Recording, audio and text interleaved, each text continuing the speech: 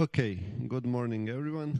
I think we are ready to start with our first lecture of today, which will be given by Martin Uhrin. So, Martin, you can start. Howdy. Thanks for being here so early in the morning. Thank you very much, Ivor, Juraj, and all the rest of the team who have made this happen. I see that it's very much a lot of work. And I'm taking notes because we're also doing a summer school in Paris in the summer, so I can see it's a big effort. So thank you guys. So let's get started. My name is Martin Uhrin. Before we do anything else, just take note of these things that you need to do in order to make the Jupyter kernel work on the servers here.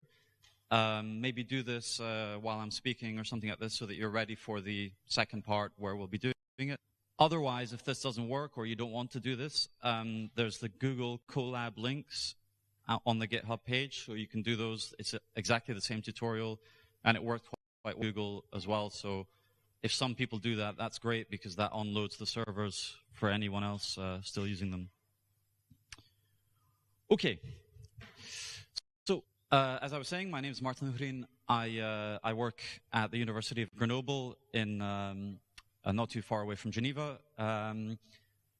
The title of what I'm going to talk about is this physics-informed machine learning models, particularly for learning response properties of materials, which, if you don't know what is, I'll give you the detail that is. And ultimately, these response properties are things that we can use in order to solve atomistic structures, right? So you can imagine you do some kind of experiment, you measure a spectrum, you now need to interpret that spectrum. Because the spectrometer doesn't spit you out the atomistic structure. So we can use machine learning to do this, of course, using DFT to get training data and all the rest. And I've put this in because this is really the goal, right? We need to do a lot of machine learning and physics before we can even get to the point where we're solving for structures. But that's where we're kind of heading, and I'll show you how that, even though we won't be doing it today. Okay, so a little bit about me. So this is Grenoble, really a very pleasant place, at least for me. People that love mountains, skiing, climbing. It would be a real pleasure to host any of you that want to come. And of course, Demon provide really nice support for short-term scientific missions. So if anything in this talk interests you, I'm always open for discussing, and of course, discuss the possibility of you visiting. From my side, my career has roughly been split into the earlier part of my career really was spent doing a lot of coding. I was one of the lead developers of AIDA, a high-throughput materials informatics platform that we now use almost on a daily basis to generate training data. And when I had all this data, I started to ask myself, well, what should we do with this? This is now 5-6 years ago. And that's when I started to get more and more into the machine learning side of things and said to myself, okay, that was fun. Let's use the data that we've generated and the tools as well, because those are essential to what we want to do. And for me, I've always geeked out on the, let's say, the mathematical aspects of machine learning and the physics that goes making machine learning models less of a black box. So I started working on the theory behind representing atomic environments for machine learning models, how to do invertible environment, invariant descriptors, because I was already thinking in my mind about generative models. So these are the things that get used to do inverse design, or even as well, they can be used to solve for things like spectra, where you have a condition. You would say, I want a structure based on this spectrum that I got. So now we do more and more generative modeling in my group, alongside with, let's say, pushing further the physics-based models that we'll be using today. So that's a little bit about me. I should say at this point, it would be absolutely wonderful to have questions, to be interrupted, to have discussions. Don't be shy. We don't need to finish the lecture. We don't need to finish the tutorial. It's just about sharing, learning things together. So raise your hand, shout, whatever, and we can stop. Okay. So apologies if this is covering things that have been covered. I wasn't able to be here on Monday, so but in any case, I think it's worthwhile to, even if you've heard them, to just have them put in a slightly different perspective, because some of them are quite a difficult concept. So let's go for it. So a lot of the time when I'm doing machine learning, it's really essentially providing a surrogate model for something that we can do, right? So in this case, working at the quantum mechanical level, we're solving for some observables of our Hamiltonian, for example, of our wave function.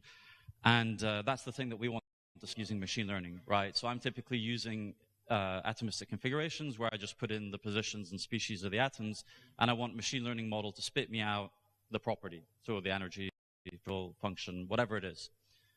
Now, of course, the model in general can be written like this. It's going to map our inputs to our outputs, but there's some properties that we're going to want for our model if we want physics informed, right?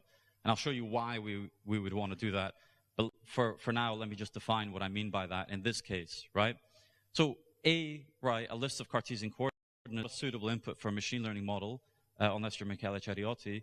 But if you really want to put in the physical, the symmetry laws that this relationships is going to obey, you at minimum want to have invariance to the permutation of your labels, right? So the way I number my atoms, 1, 2, 3, 4, 5, is completely irrelevant. Physics doesn't care, so I shouldn't care either.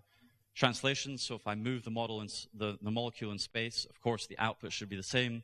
And similarly for rotations, right? The energy is not going to change, or any of the other properties in the absence of some external field or something that's going to set a global reference frame, which for an isolated molecule, there is not, right? So we want this thing, this learnable model, theta is all the weights, but we want this thing to obey these laws.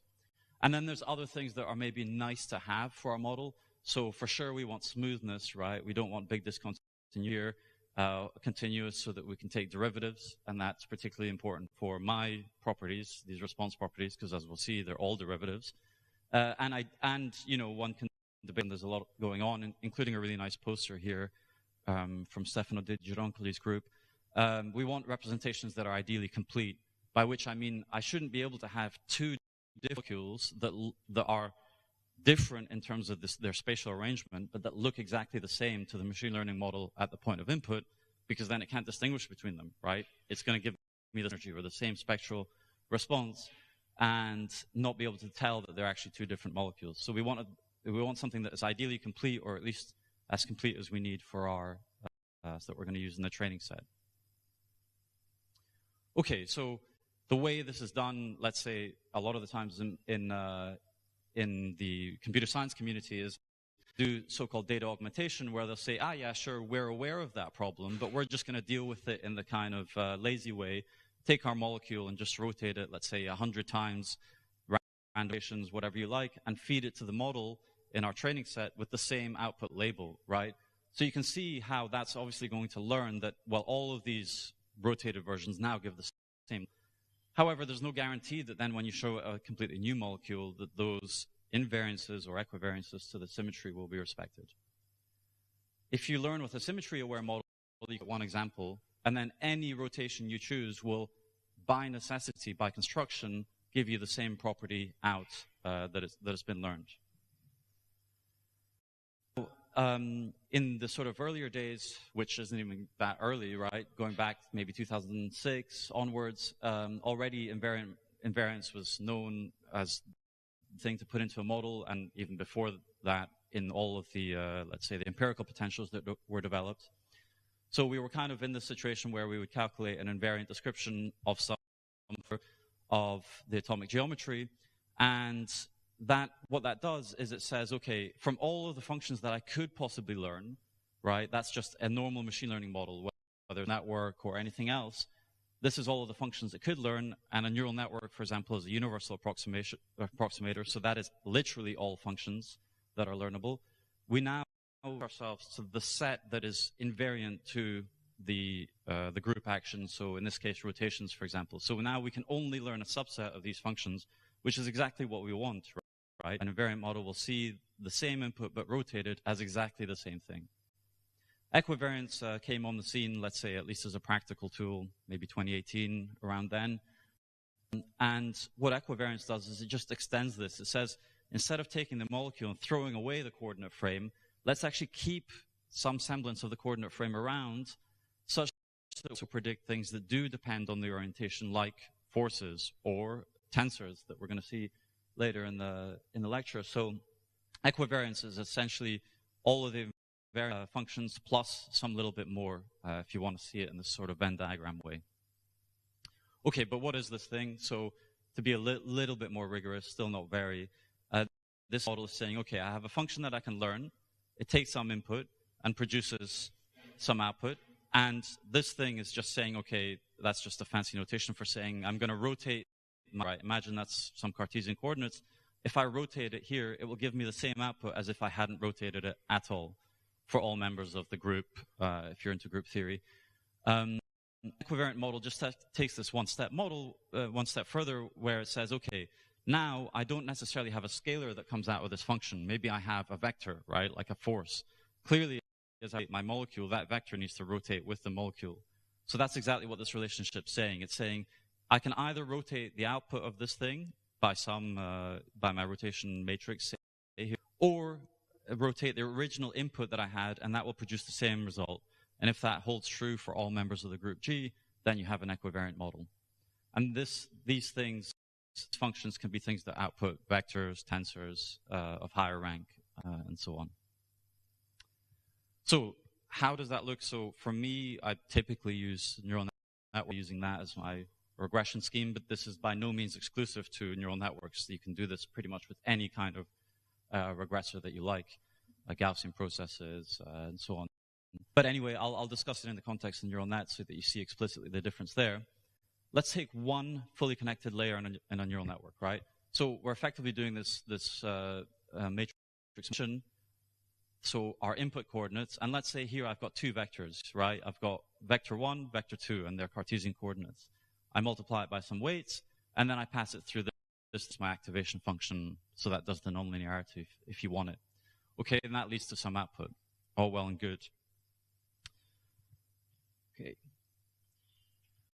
Clearly that's not equivariant, the reason being that these weights are completely free to rotate these what we know as vectors, right? But we put them in as scalars, and so the neural network has no idea that these three form one vector and these form another vector. It just goes, you know what, I don't care, I'm just going to arbitrarily rotate these by applying whatever weight I want to best fit the output based on the loss function. And that's absolutely what we do not want. To give you a sort of intuitive feeling for what an equivariant layer in a neural network might look like, you would instead take the tensor product of these two. You've got our two vectors, okay, that produces this bilinear form that now has all combinations of the two x, y, and so on. And now we do a change of basis into the basis of spherical harmonics, which is the natural basis to work in for the group of rotations. But intuitively, what you can see is that we're actually pulling out, right? We pull out with this matrix, and that is actually an invariant quantity, right? If you take this diagonal, no matter how if you rotate these, you will get the same trace, let's say, of this matrix. So that's our L equals 0. This labels the spherical harmonic angular frequency, if you're into that way of thinking about it. But this thing is just a scalar, it's a number. Then there's an L equals 1 component, which is a vector, right? Since the symmetric part of this thing, either the upper or lower diagonal, and that's what's going on here. And then there's an L equals 2 part, which is the antisymmetric part of the matrix, which combines the upper and lower parts. Now, the crucial thing is that we're not going to allow ourselves to arbitrarily change these coordinates when we apply the weights. The weights will only ever act on the polarity of one of these vectors at one time. And you can see that that will only allow the model to change effectively the norm, the length of that vector. It will not allow it to rotate the vector. The vector has its orientation as it came in from the geometry that was the input to the model, and all the neural network is allowed to do is set these weights, which will now multiply an entire vector together or in this scalar. And that will preserve this equivariance property. And from then, you know, through a lot of coding and things, you can obviously stack this together into layers in the same way you would have in a neural network. See this pictographically, so maybe you're used to these kind of images where you take one layer and you have all these weights which would be on the edges to produce the output of the first hidden layer in your neural net. The authors of the library that we developed, E3NN, came up with this way of representing the equivariant equivalent of this, if you like, which is, okay, this notation is 1, O, so this 1 is the L equals 1, so that's a vector, it has 3 components. And it's odd because it's a vector, it's not a pseudo-vector, if that means anything to you. So now, these are the inputs at this point in the layer, our 2 vectors that I had on the previous slide. And the outputs are going to be these 3 irreducible representations, the scalar, so that's 0, and it's time because odd times odd produces an even. scalar, and even pseudo vector in this case, and then an L equals 2 vector. And so we can write this in this notation.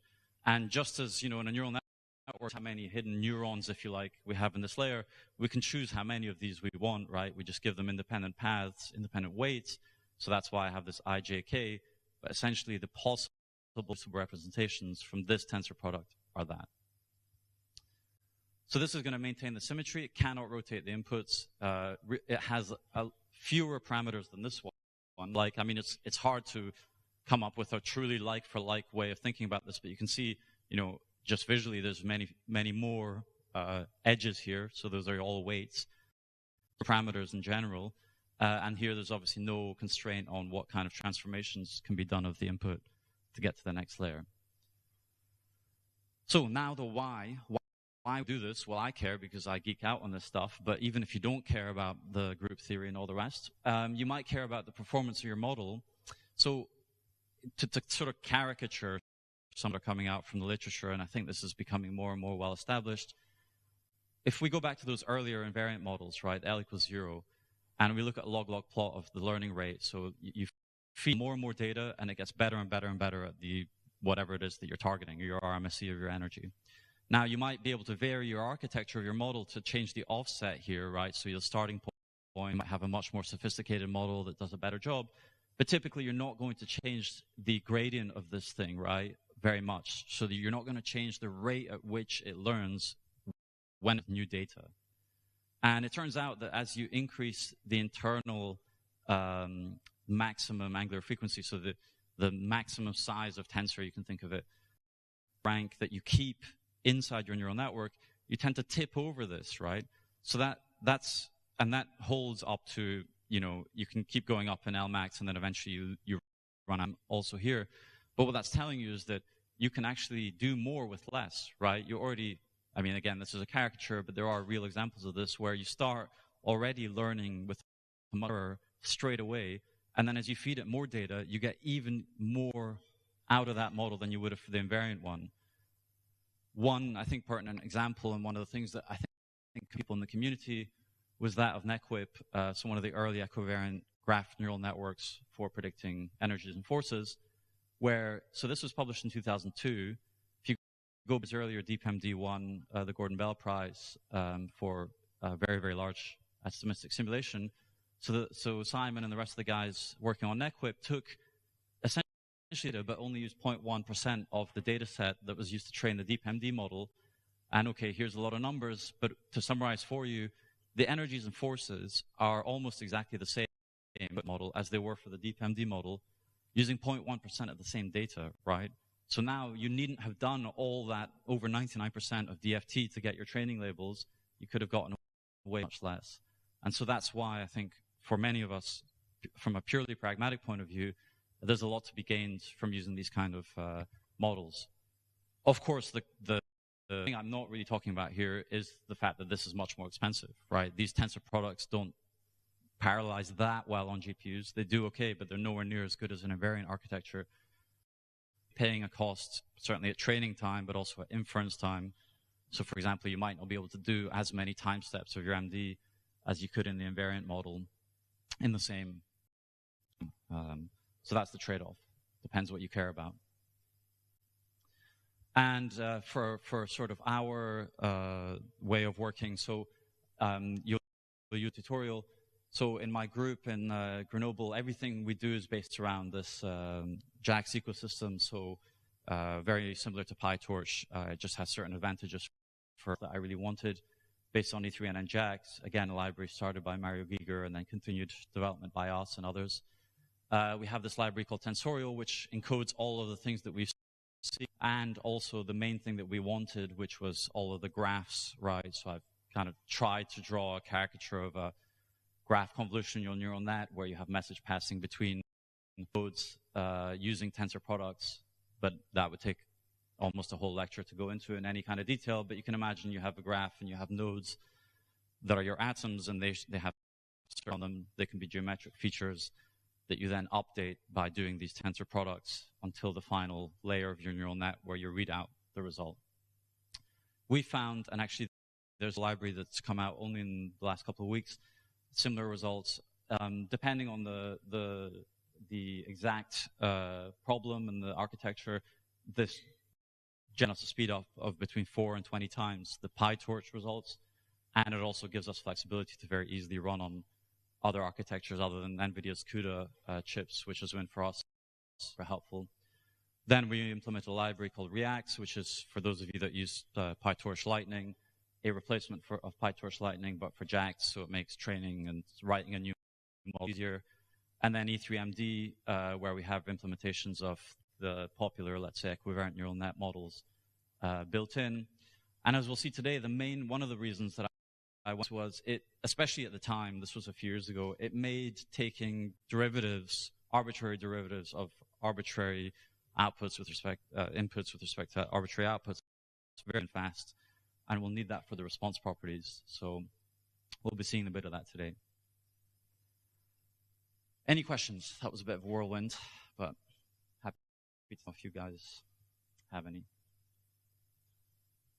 Please.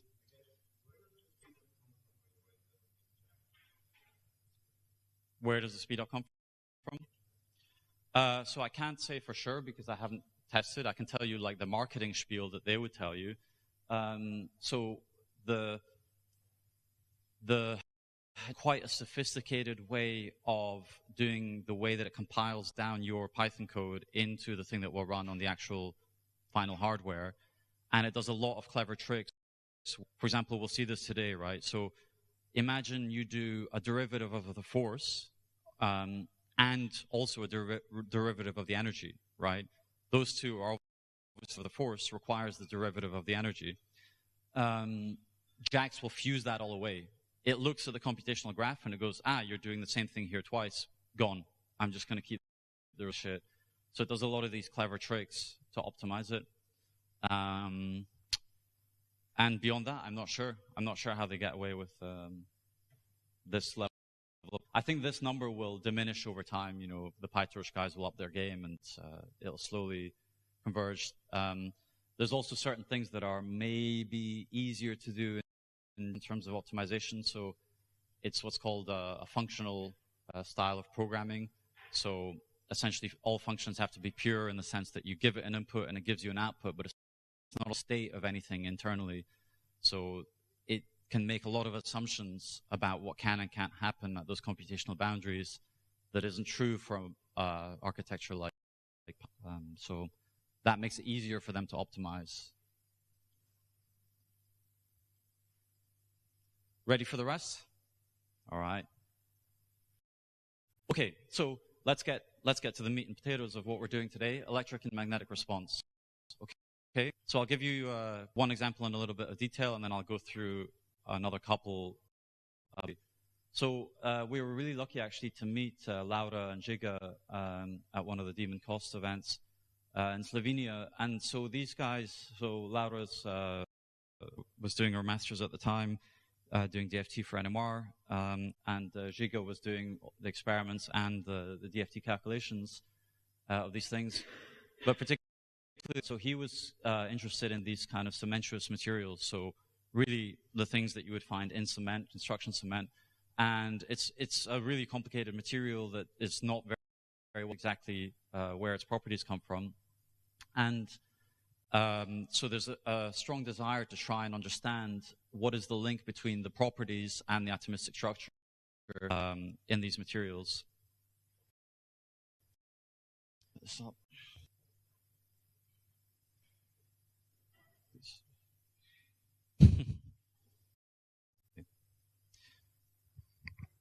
So if you look at this thing in experiment, okay, from a sort of larger scale, a micrograph, so you've got these CHH systems, and you can see it's very heterogeneous, right? There's these sort of needle-like structures, and then something that's fairly transparent here. And so there's a strong desire to understand what's going on atomistically in the system, and particularly what's controlling the nucleation and growth, right? So you've got cement, it's something that's setting, you want to understand the process. And if you look more deeply, so you look into a sample like this, a sort of cartoon of what's going on is that you have these filaments, and then in between them, you kind of have So you can model that roughly. I mean, this is obviously a huge difference in scale, but you can say, well, I'm going to have my CSH material and then some water around it, right? You're going to get stuck in the cement and help the reaction of it setting. So you've got a lot of things going on. You've got these sodium ions, chlorine atoms, ions positively, negatively charged, and there's a lot of quite intricate processes going on. The nice thing is that you can use this technique called NMR, so this is an experimental technique, to try and probe the local atomic structure within the system to try and get a handle on what's going on in the process of the cement setting. And you can even do things like do this time resolved, right? So you can really look at what's happening as a function of time as it sets, which is quite a unique capability. There's nothing we can do to no. Oh.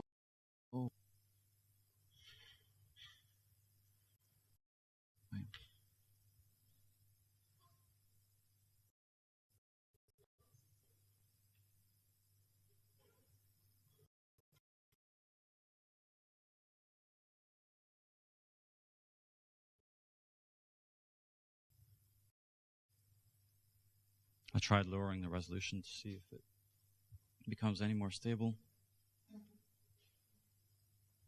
Otherwise, if there's another computer, I can send the PDF because it's just a PDF. So,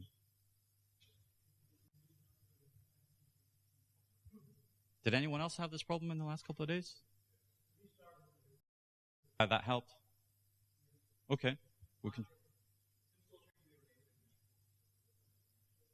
This isn't a MacBook though; it's a Dell. But well, let's try. Okay, maybe I'll go faster so we get to the tutorial.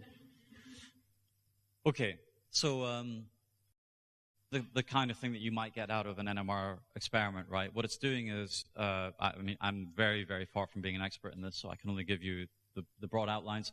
So you're applying a very, very field, and you're maybe pulsing that field, which is going to sort of align the spins in your system with a particular axis, and then you're looking at the way that is is turned off. And typically what you will see is, of course, the electron cloud then around your atoms will respond to this field, this response property.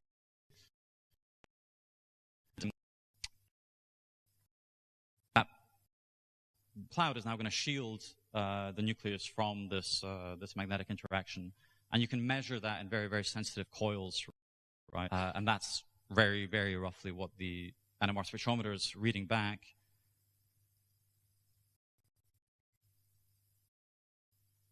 Off and on the projector.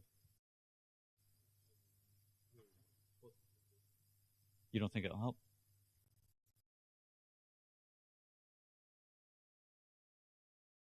And see what's going on in the NMR experiments, which you barely can even see, and the validation is in the pink, and there instead we're measuring the difference between the prediction and the actual DFT label, right?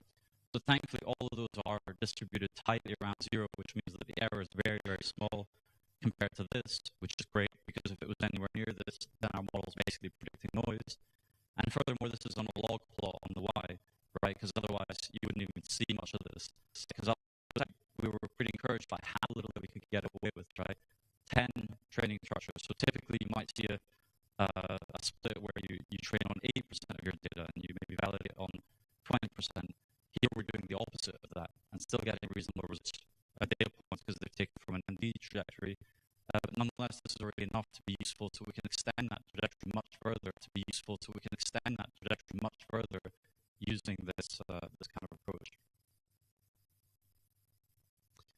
So coming back to the sort of physics part, what I showed you was a model that was predicting these two tensors independently, right? There's no formal link between them, and that's not the right thing to do, because if you look at this guy, right, well, it's just this same thing, but with one more derivative with respect to the electric field.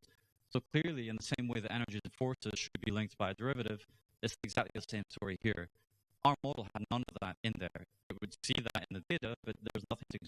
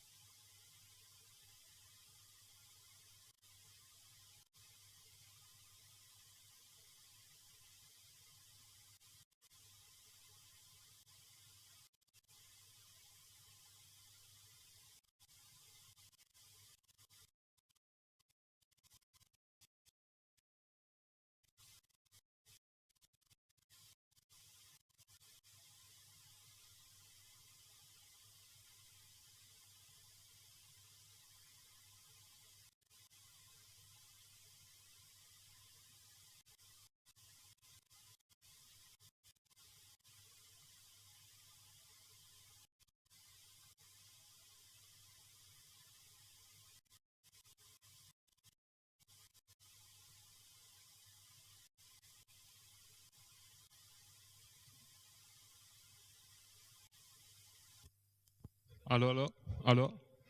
I invite the panelists to join me on stage, please.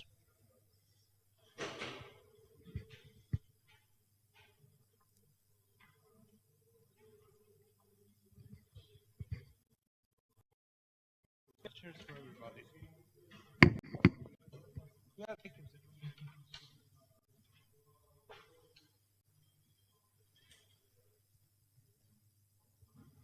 Maybe, yeah, thank you.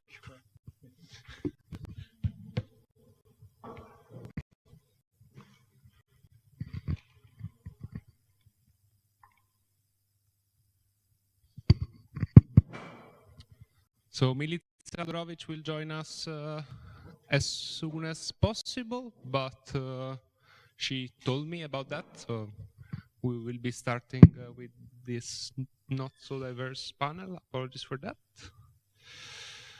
And well, the history of this school is indeed something that started more years ago, especially, well, in my case, I was organizing this during my last year of PhD. And I realized that sometimes some discussions take place at some level, but these kind of reflections do not necessarily fall down. And it's also interesting to make tough questions to speakers that are invited. So thank you very much, first of all, to accept for being here. And we booked 1 hour 30. It might be too long, it might be too short. I do have some guiding questions if the screen will allow for that. But of course, feel free to interrupt, feel free to intervene, feel free to make questions as well.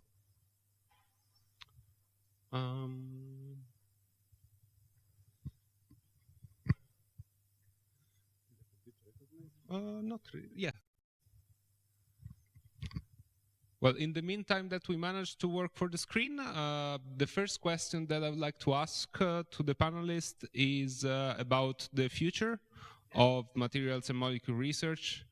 And in particular, what is, in your opinion, the thing that we can now do that we weren't able to do 3 years ago?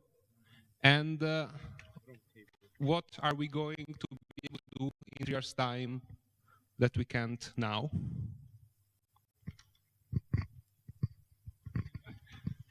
Okay, let's see. I think now you can, now it doesn't take a PhD student anymore. I think this was already said yesterday to fit a reliable interatomic potential. Now you can get away with a good master student and actually let them run some simulations. And of course, I guess this whole problem that I've worked on first is my perspective from high throughput searches, finding new stable materials. That's pretty much solved. You just need to keep on running stuff. But now with the universal force fields, we can just predict more and more stable compounds, until we run out of them. So that would be something that is very different from 3 years ago. Yeah, I'm not sure. I can't think. The only one thing I can think of are LLMs, really, that really pushed in the last 3 years. Personally, I don't work with them too much, but I know other people do. I would say for myself, I would say it's a lot of things have accelerated very strongly, and the field sort of changes at a much faster pace than it used to. And so that's sort of compressing a lot of the efforts to do something, and so that's just shifting the goalpost into what is a good project, right? It's not like we just stop after a week and be done with the research project. It's just that the projects become more ambitious, and so I expect this will keep going. That will compress and compress and compress the time it takes to do a research project, and so the research projects will become more and more ambitious. Yeah. Yeah, in terms of what, wasn't possible 3 years ago and it's possible now, I feel like, it's fairly obvious. We've been around, all of us, for that amount of time, and what Jonathan said is absolutely right. I can pick a system and simulate it within 6 months at an accuracy that wasn't available before, and that is definitely, a massive improvement.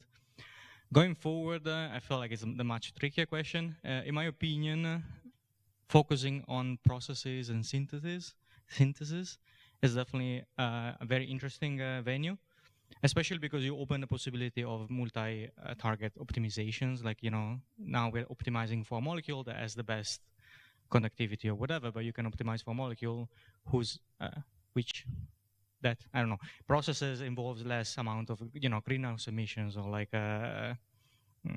human, you know, negative feedback in some sort of ways. But right now the field doesn't have that. I feel like, you know, we try to only optimize for target properties. So I'm looking forward to that change, especially from industry. Yeah, I think a lot of what has been said is what I think too. Obviously, I think we are just seeing such an acceleration on how fast it is to study new systems with these models, and it's fair to say that at least foundation models have been a big step for the broad democratization of these methods. So now people who are not specialists in fitting ML potential, which should to be something that you need to be an expert to be able to succeed at, can now fit potentials at a very, very large, very low entry cost. And I think that's, we will see that result in a like big explosion in the number of papers that will be published using these methods in the next few years. I think a lot of people here are already using these methods, and we'll see the amount of AAMD go down and the amount of MLMD go up. So that will happen. And my claim that I said in the talk is, I hope in 3 or 5 years, no one will ever run GGA anymore. I think we are still a bit far from that, but I can clearly see a path. The models need to improve in terms of architectures, and the data sets need to improve, but there's a path for the community to get models that are just out of the box GGA level. So that's my claim. Okay, let me see. So I think so my view is that essentially the success story of machine learning materials molecules is really the success story of DFT and ab initio methods in general, right? Because we owe it to DFT to have all this training data that's high quality and homogeneous enough to even train these models. And so I think it's time to give something back, right? So there's more and more work where parts of DFT calculations are being replaced or accelerated by machine learning, or even machine learning is able to identify problems in DFT that can then potentially be corrected in more analytical ways to gain more accuracy, maybe even speed. And we're also kind of reaching the limits of what DFT can reliably calculate. We need to go beyond the current approximations that we make. And so I'm super excited about that part of it, you know, the going deeper, fixing the problems and seeing what new data sets we can get and new properties we can calculate that weren't possible before, or at least reliably, because I think a lot of the stuff we do day to day is becoming quite pedestrian. It's almost boring. So I want to go to the next thing and see what, you know, we can fix in the real physics.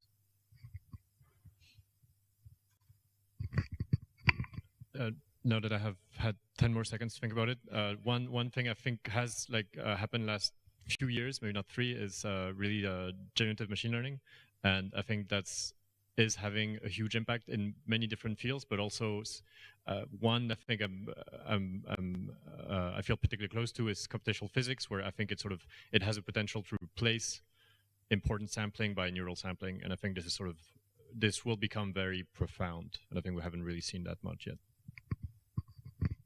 Yeah, I think also, I mean, there's one point, I mean, now we have the MLIP simulations, and what people have only, I mean, started working on really in the last years is the, I mean, acceleration, because it doesn't seem reasonable that we do femtosecond time steps. I mean, it's like, I mean, in a lot of fields, I mean, that's not common. So I mean, just having much faster simulations in terms of temporal coarse graining. And then, I mean, it was always not easy to benchmark functionals and to even know what is good in terms of DFT. And now that I mean, instead of doing a simple relaxation, maybe we do SHA relaxation. I mean, something that includes anharmonic effects and temperature and quantum effects. And then we can compare with experiment. But that means also that it's extremely difficult to know what functions are actually good, because if you do that for a lot of materials, you will suddenly see that a different functional makes sense that didn't make sense before. And so there I see a lot of problems in the future in terms of how we can improve DFT, and have more hope in terms of a lot of automated experiments to make some material science progress. But yeah, so there I see some unsolved problem that I don't know if anybody has any idea here. So welcome, Milica. And I guess I pass you also. We are also curious to hear your opinion about what we weren't able to do 3 years ago that we're able to do now. And what do you think in 3 years' time we will be able to do that we are not able to do now?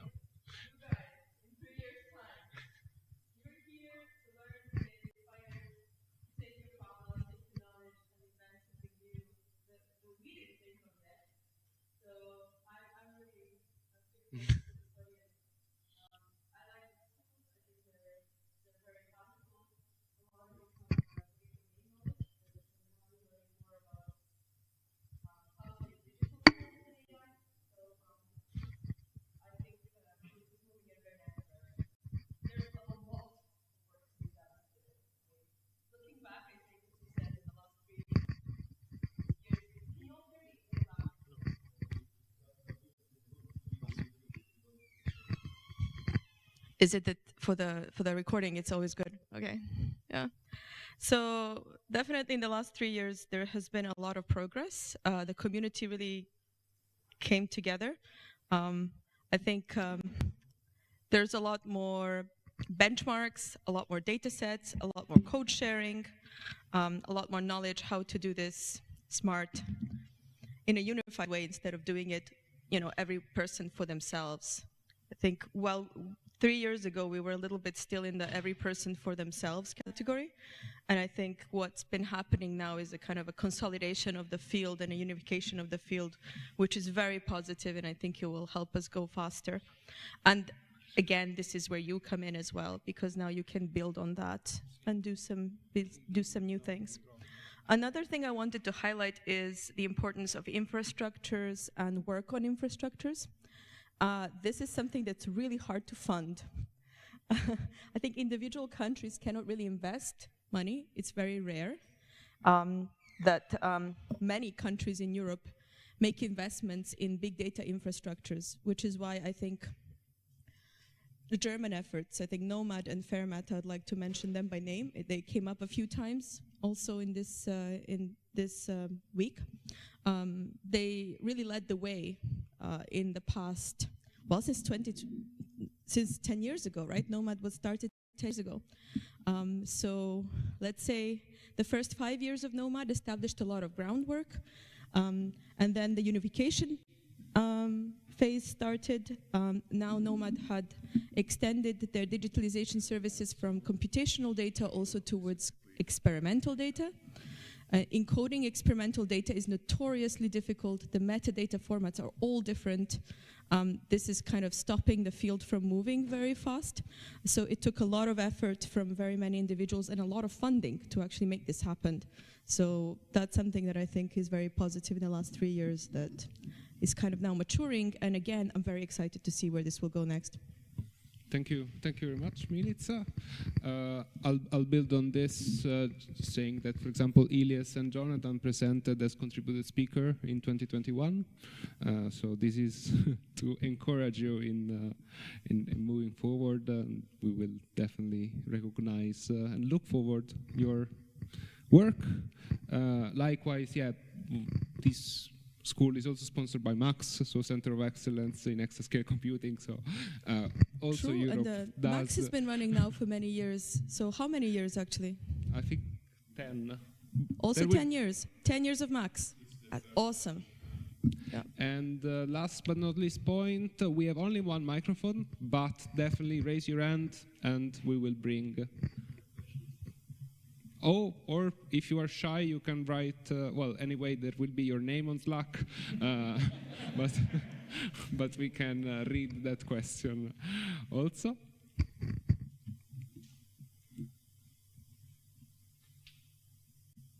but then I will build upon what we just said, and I have here 3 questions.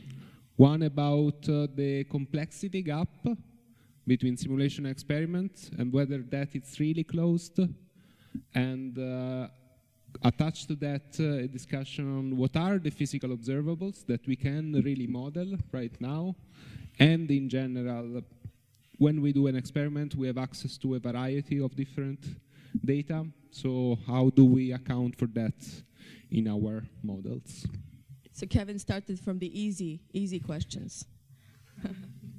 Whoever wants to take.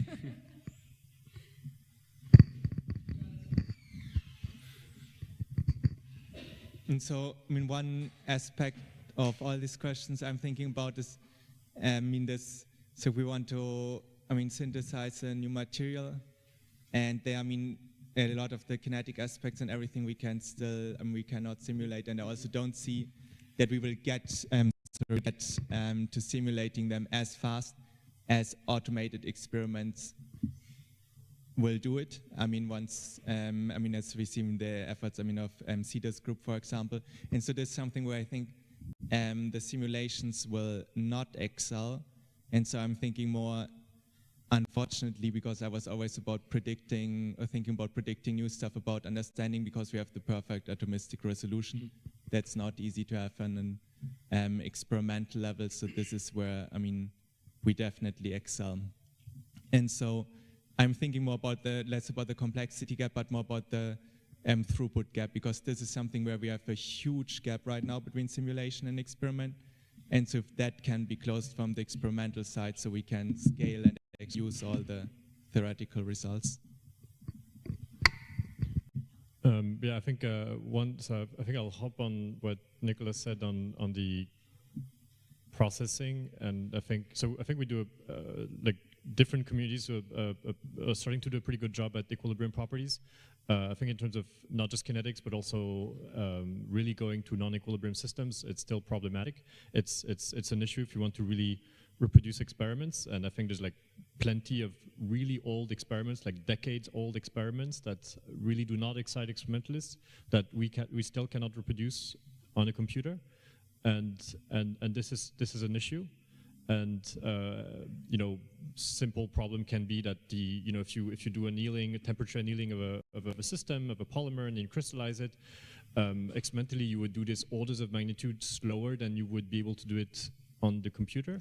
And so then you have orders of magnitude difference in what you would do, and so you cannot compare. And so I think we have to get better at tracking not just experimental kinetic properties, but also becoming a bit more serious to what non-equilibrium means. And so I think that will push us into stochastic thermodynamics and things like this, and then couple this to high throughput screening.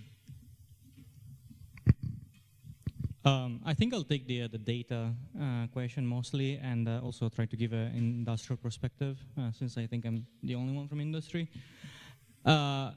When we talk about experimental data and being included in the pipeline of big data, so machine learning or like multi-resolution essentially models where you couple experimental data with computational data, we really focus on data that's ad hoc created in labs for the systems. And the industry doesn't do that. But on the other hand, the industry does a ton of experiments, but often they don't have either the capabilities or the time to put a framework in place to actually leverage that data. And I think there is great opportunity, and I call for help from academia mostly, in industry, to do this. A lot of experiments need to be done, and a lot of metadata is not saved, and there is not even an understanding of the value maybe of that metadata or what it is even. So I would like to see going forward more interactions between industry and academia on this specific point. And quite inevitably the question of confidentiality is gonna come up, but I do think, quite easily we can separate data that is sort of foundational, so like macro trends in properties, structure, predictions, and then each industry can maybe share that data in order to create maybe a foundation model, and then specific industries can then leverage their own data and the legacy data of other companies, and internally then ad hoc tailor that model to their own need. And I think that would be a very, very strong industrial breakthrough, which we desperately need these days. Yeah, I think there is definitely still a big gap to close. The gap is because of the sampling, as I said before. The models that we develop are still quite slow compared to real life. I mean, exponentially slow. And we need to be smart on how we do the sampling. But also, as Martin said, I mean, these models are still only as good as the DFT they are trained on. And now that we have way faster models, we see that actually most DFT also struggle to reproduce the experiments. And it's always hard to know what comes from the DFT, what comes from the model, what comes from the sampling. And all of these things are new areas to research when you want to target the experiments. I would say that there has been some kind of special experimental observables that are quite well reproduced now with these models and actually used in industry. I think about FEP, so free energy perturbations, that, I mean, I've heard some pharmaceutical companies that are using ML force field to compute FEPs today, and other things like solvation, free energies, also are quite well reproduced by most DFTs. So there are some points where we can get there to the experiments, but in the last scheme of things, and I can think about one of the biggest things that everyone wants to solve is battery science and catalysis. And in the battery, we are so far away, away from it. It will take years to get there. And even the models that we have right now are so far from the approximations that you need in terms of what they compute inside, that yeah, to get to solving battery research, for example, we are very far from anything experimental, I think.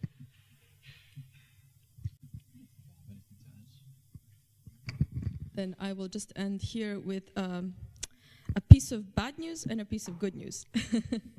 So the piece of bad news is, I think when it comes to the gap between simulation and experiment, we still have a gap to close on the simulation side. I mean, for all of these reasons mentioned now, I mean, our data is questionable for many materials and many properties. The level of theory used is not appropriate.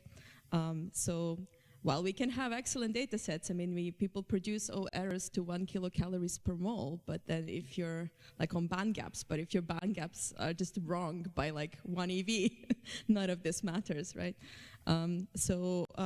This is something we're all aware of. This is something that there's a knowledge gap, and this is something we can close in the future. It's something that perhaps AI can also help us tackle, right? And the methods are enormously improving.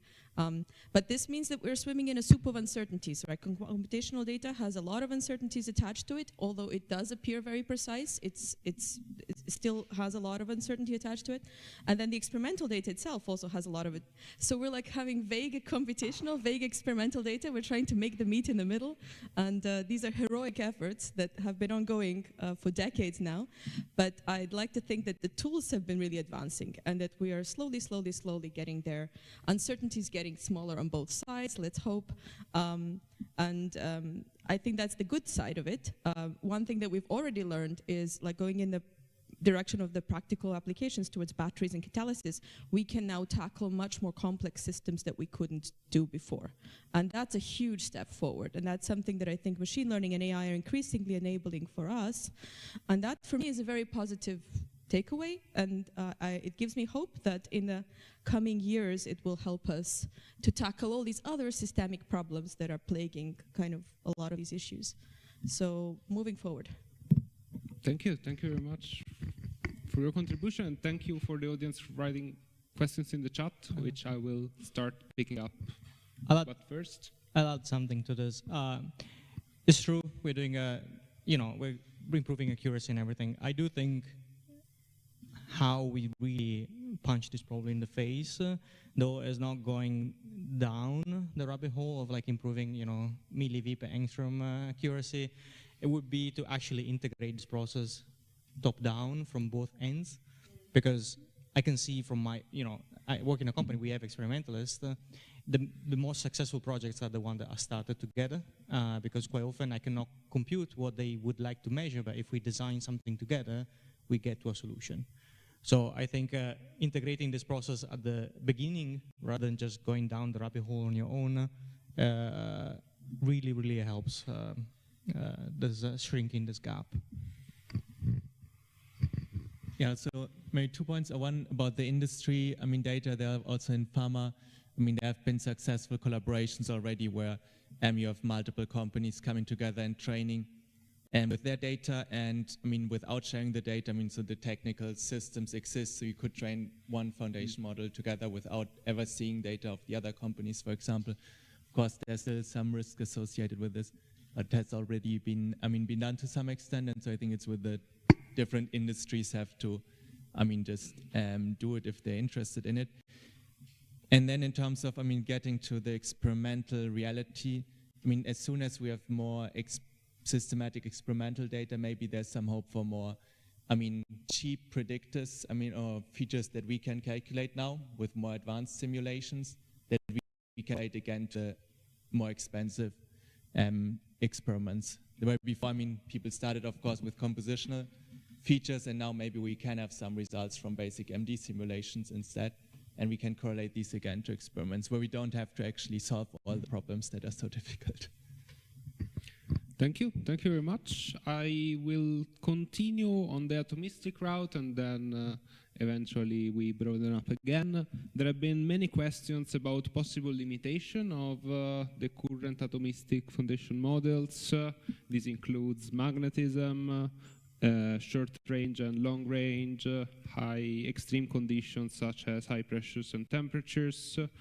Can you comment on any of these limitations and whether you think we have a route to solve long range, extreme conditions, and magnetism, so to account that in our models?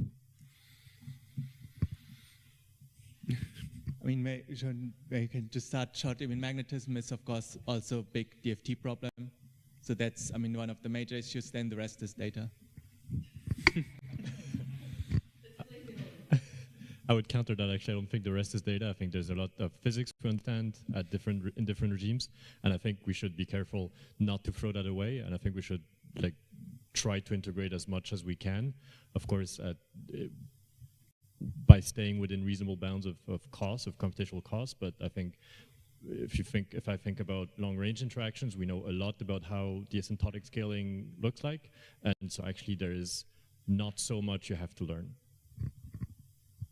Yeah, a little bit of magnetism, which I'm not an expert at all, but we try to make models that would learn from basically the energy folded back in, the magnetic end part of the energy folded back into the normal energy, and it was doing pretty horribly. It was quite clear that the way forward would be to introduce that level of physics in the models themselves.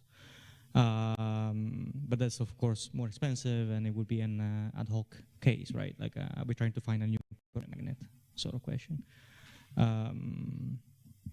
But I'm honestly, personally, more interested in the extreme conditions, like matter in extreme conditions.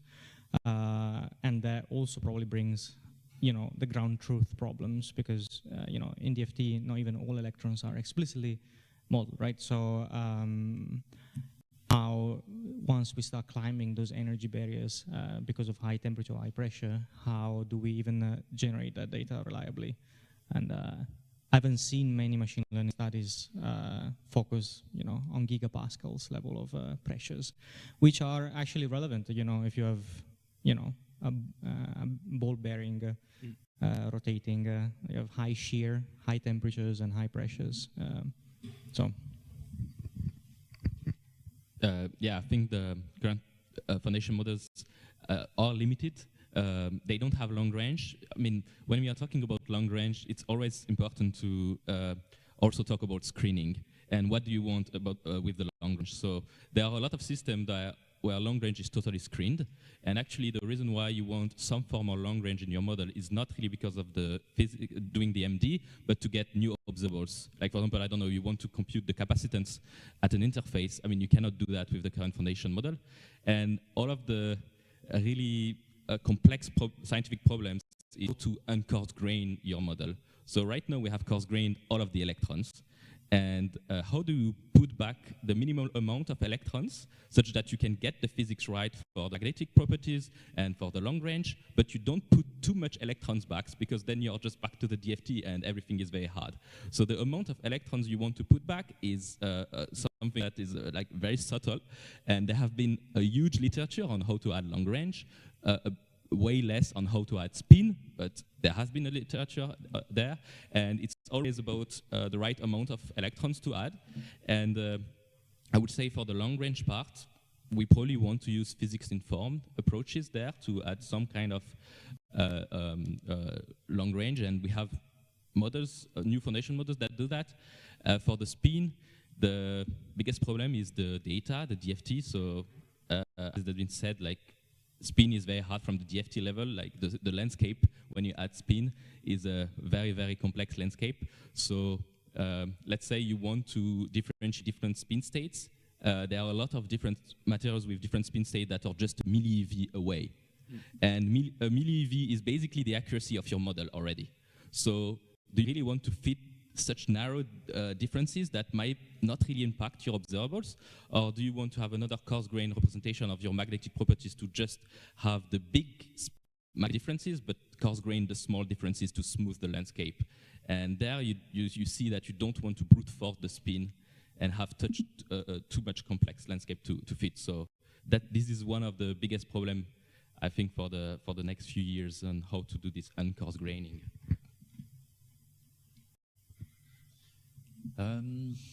Yeah, I really like the extreme conditions stuff, although it's something I haven't done for a long time. But one thing I found really surprising in a way is that for a lot of high pressure systems, DFT actually gets better, because you kind of kill all the hard stuff, right? You quench all the magnetism, you turn your electrons into just a big soup, and so even LDA is doing pretty well. And sure, okay, you might be pseudizing too many electrons, but actually, in some ways, it's easier, right, as a condition than ambient conditions. The temperature still poses a problem, I think, but I think it's quite doable.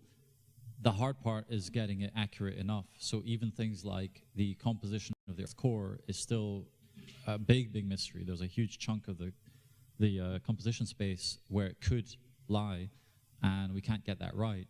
And similar for things like metallization of hydrogen, phase diagrams. Those to me are super exciting problems, as well as just you know, what's going on in the planetary cores in our solar system and elsewhere. That would be great if machine learning can contribute. And I think, given that in certain cases it's actually almost easier than materials we see around us day to day, it could make a big impact. And I'd be super excited to see that, even though you can't really confirm it in experiment in most cases. So yeah, that's my 2 cents. No, everything's been said. Well done. Then I guess we... Oh, no. I mean, so with models like the Bamboo model, also for electrolytes, I mean, is the long-range interaction, that to me seemed pretty reasonable. Is this enough? I mean, what's implemented there?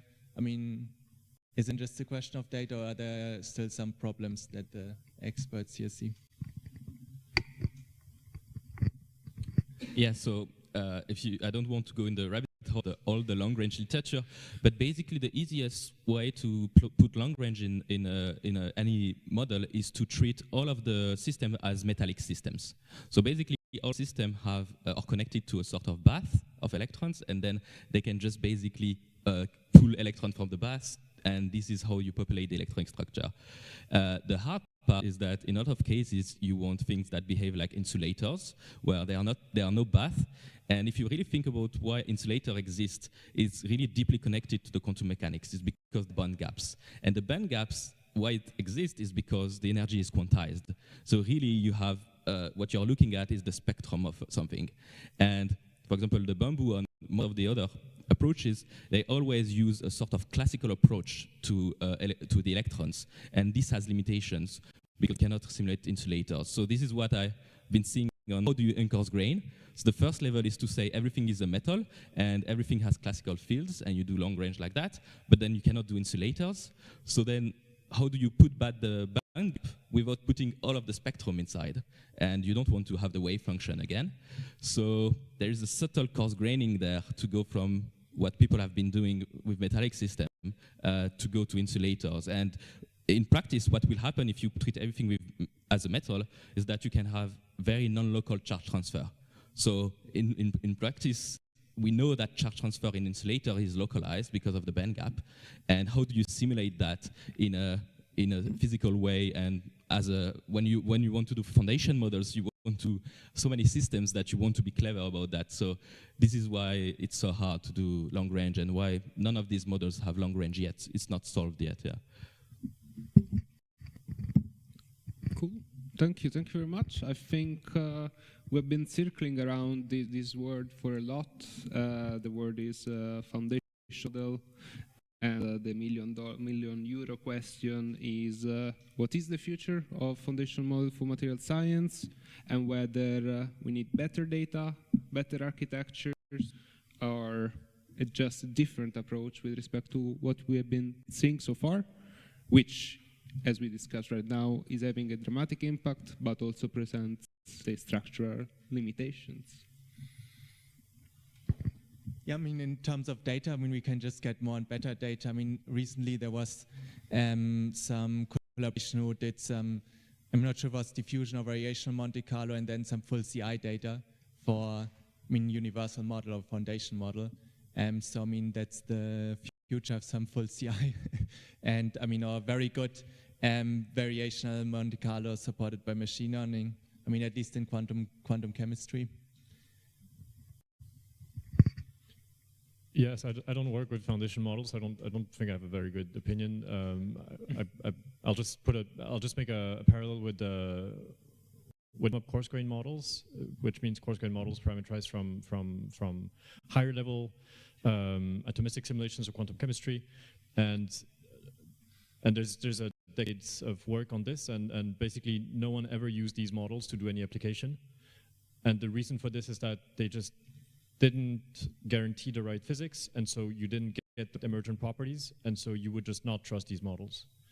And I feel like a lot of the machine learning force field community is facing these same problems. And so I think we still have a lack of guarantee of the right physics at large scale when you parameterize from microscopic information. Yeah, also not an expert in foundation model at all. But I feel like we focus so far on atomistics foundation models, and the way forward is pretty clear. You either get better data or you get better physics in your model. But I would be more interested in kind of what I was alluding at the beginning, like foundation models in maybe the next step, is how do we process those materials that we come up with lower levels? How do we have an understanding of the foundation model for the synthesizability, or like something like that? I feel like it's a natural next step, and there are some maybe startups that are starting to look in that direction, but I haven't seen any real in the most modern literature, I would say. Yeah, so I would think that beyond the architecture changes that was mentioned before, I think the biggest limitation of the foundation models today is basically electronic structure theory. So we know that electronic structure is limited. There is no universal functional yet. And it would be so much better if we had it and we can just train on it. But right now we actually need breakthroughs on what to train on. And like one simple example is that we know that hybrid functionals are very accurate for molecular systems, but they are actually terrible for metallic systems. Actually, they behave wrong because the Hartree chain is wrong there. So how to merge them? And basically, we need a breakthrough in the way we compute data sets. And maybe we need a new kind of functional that is tailored to compute this, to train these fund models. And I'm thinking about something that can be interpolate nicely between the materials world, where usually GGA plus U is quite good, to the organic chemistry world, where you need a very fancy hybrid functional. And how can you basically fuse that? I think this is the biggest limitation right now, because we cannot just throw more data at it. And yeah, so that's the electronic structure. Breakthrough in electronic structure is important.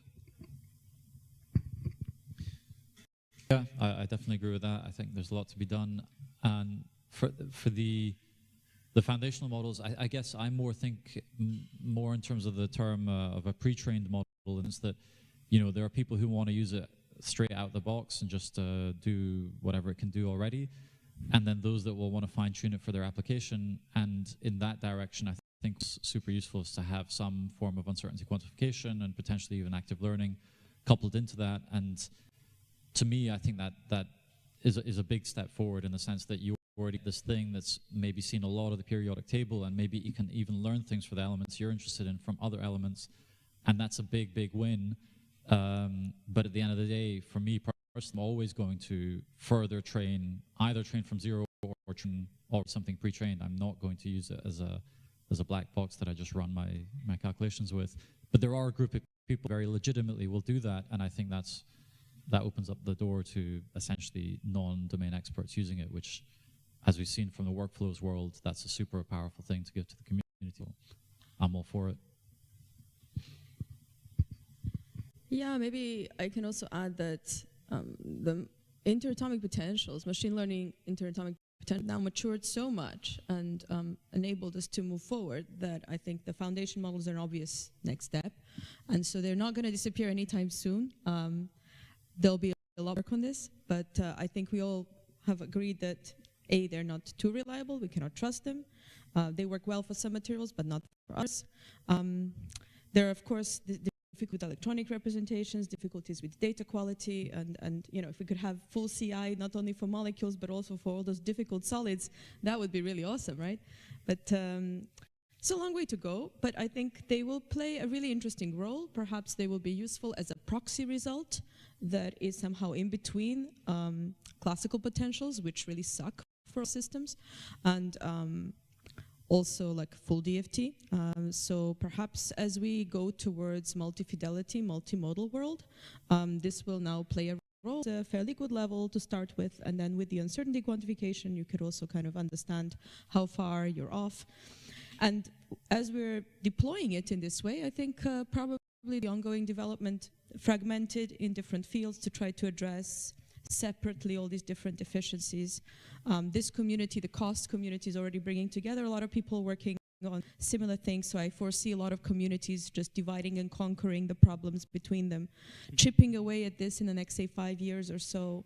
So I'm really interested to see where we would be in this in 5 years' time, and then Kevin's asking the questions, where do you see this, kind of what happened in the last 5 years, where were we 5 years ago? Kind of basically taking stock at where we are now, counting all the key areas of work, and then I foresee a lot of good development on that area. Yeah.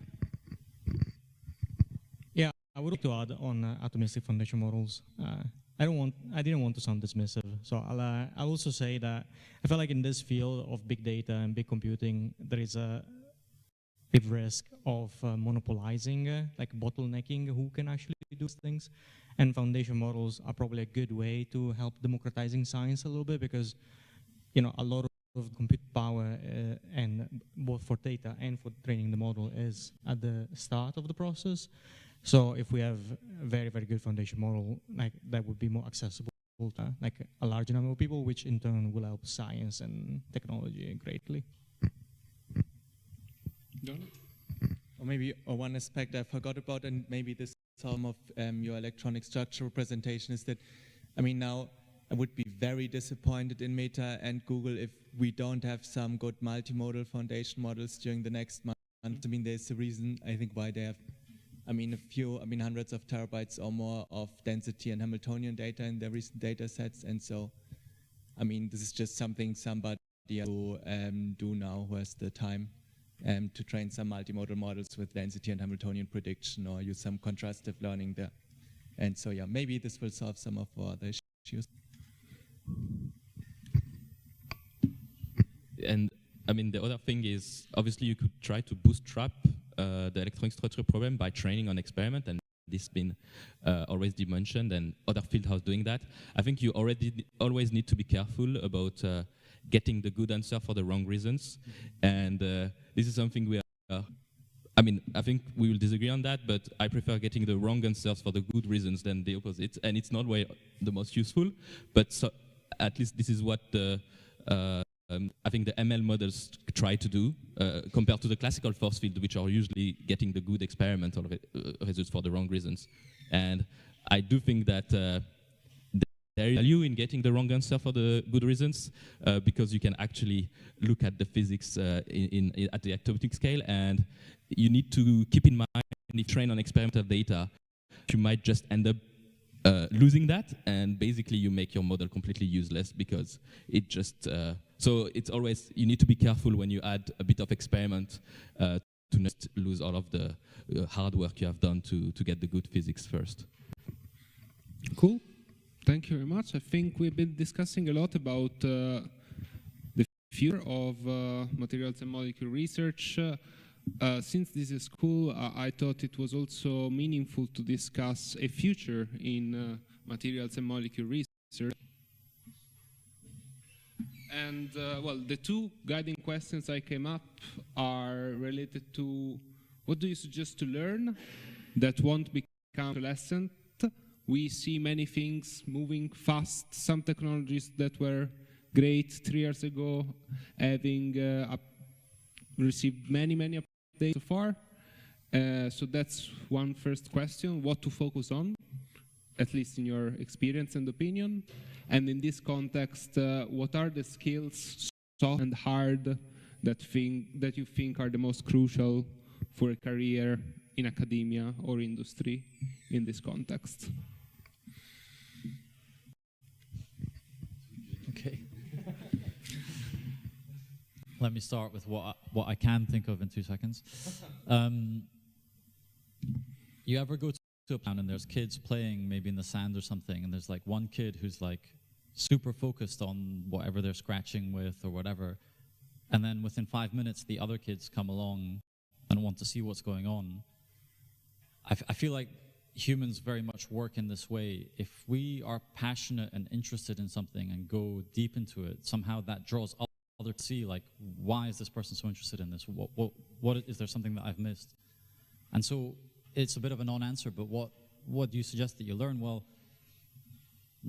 nothing specific. I would just say to find some passion, whether it's in an application or method domain, that you're super curious about, because the likelihood that you will make progress and then make other curious about it, to me, is much higher than being handed something to work on and just getting on with it, because that's what somebody estimated would be a useful thing to do.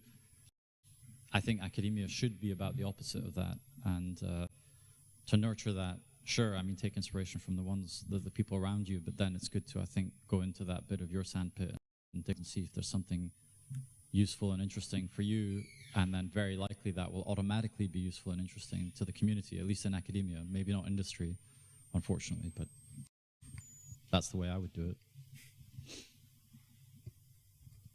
Yeah, so I have to here start from the educator's point of view, right? So we're at universities always thinking, skills do we want to teach to our graduates? So when the graduates leave our degrees, what kind of skills would we like them to have?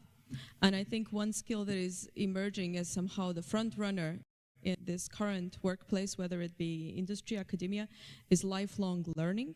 Mm-hmm. There is no such thing as job for life anymore. This is like stories of the past. And anyway, it's kind of boring, right? So there's new stuff coming up all the time. And one thing that we all have to be ready for is to learn new things. It's all inspiring, as Martin said.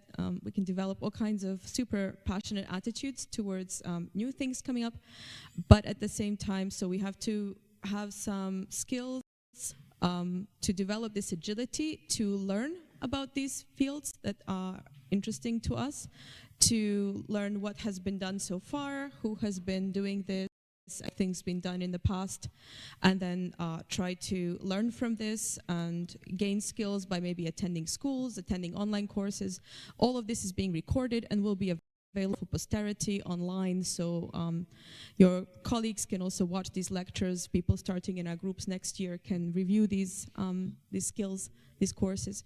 So I think also just being able, for us and for you as well, being able to learn new things and merge this knowledge with the things that we already have is very, very important in moving things forward.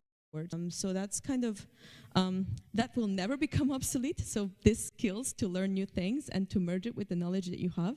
And I think that's also one of the most crucial skills that we could build, in addition to, of course, all the data science stuff and actually learning about other disciplines. But yeah, let's move on. Just to follow up, because I couldn't remember this whilst I was speaking, but so I think what made me think of my example, this lifelong learning, was also Charles Darwin. So Charles Darwin spent the last 20 years of his life digging in the earth around his home because he was studying worms. And his book that he published on it eventually, called The Formation of Vegetable Mold Through the Action of Worms, actually outsold On the Origin of Species at the time, right? And this was just something that nobody cared about, worms, because they didn't recognize that this was responsible for all the processes that bring, obviously, nutrients back into the soil and so on. So to me, this kind of lifelong learning and curiosity that's not necessarily driven by, recognition of what others think is important is essential. And I think you can go a long way in academia with just that and a little bit of strategy. Well, I don't have much to say because I'm too young to give advice, but I think one thing I've learned, at least from my PI, so Gabor, who is one of the pioneers in the ML for materials, that when he started working on that, like 20 years ago, the group was very small, and he was saying that basically every company goes to, everyone was saying that,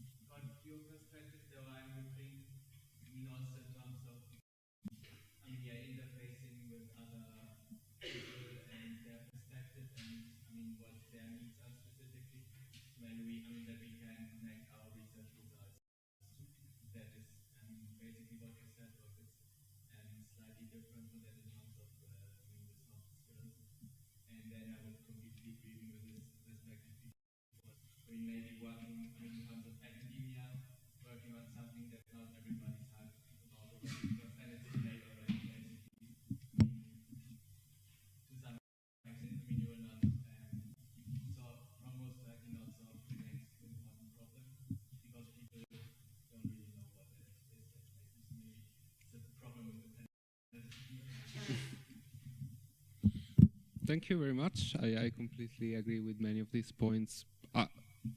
It's not great that I answer my own questions, but yeah, maximizing of luck is, I'm not sure if it's a skill, but it's something to be trained on for sure.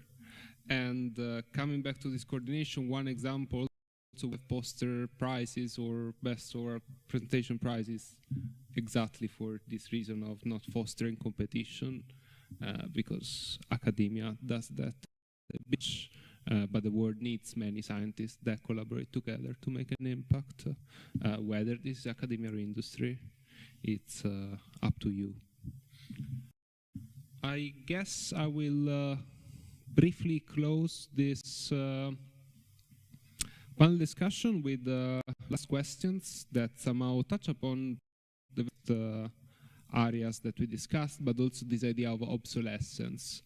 So there are some techniques such as classical force field, which are now competing with these machine learning force fields. If we solve the Hamiltonian learning problem, maybe also DFT will find also some competition. So where do you see the trade-off between the good and old and the new and shiny context of these two techniques? So machine learning potential versus classical force field, Hamiltonian learning versus DFT.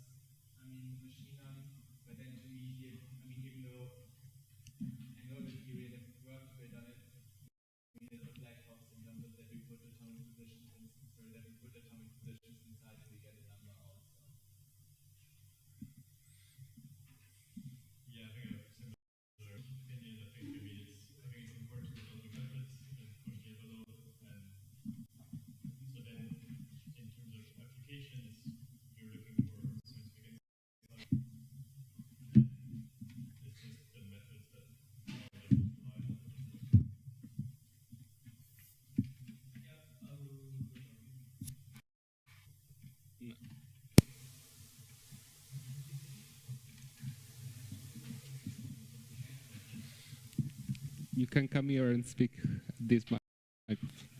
If you can come here and speak here if you really want to.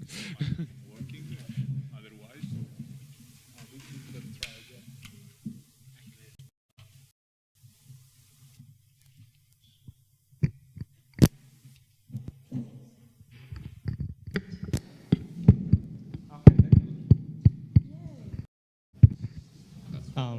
Yeah. I agree with what was previously said. Okay. Yeah. This one. Like at least today, I feel like there is no perfect overlap. What classical force fields and machine learning force fields can do. There is definitely some overlap, but it's not 100% overlap. And I do a lot of projects, and when I start a project, I ask myself what I want to get out of the project. And still these days, half of the time, it's with the force fields that I'll go, because the reality is still like a factor of 100 or 1,000 faster than the fastest machine learning potential. And sometimes I just don't need the extra accuracy, or I just don't need 6 months worth of pre-training. I can just take something off the shelf and it works good enough for what I want. So if you lead with the question of what do you want to get out of your investigation, just go where the answer takes you. Like if it is machine learning force field, it is machine learning force field. If it is classical, it is classical. I feel like I also tried to convey basically the same for presentation. Like the whole first half of the presentation was like with classical force fields, and still good insights were coming out of that. So I would urge you to ask you the right question first. Yeah, I think it's quite obvious that ML force fields are just too slow right now to really have a real competition with classical force fields, at least in the bio. Our science, basically there is no classical force field that are really there because they are not accurate enough.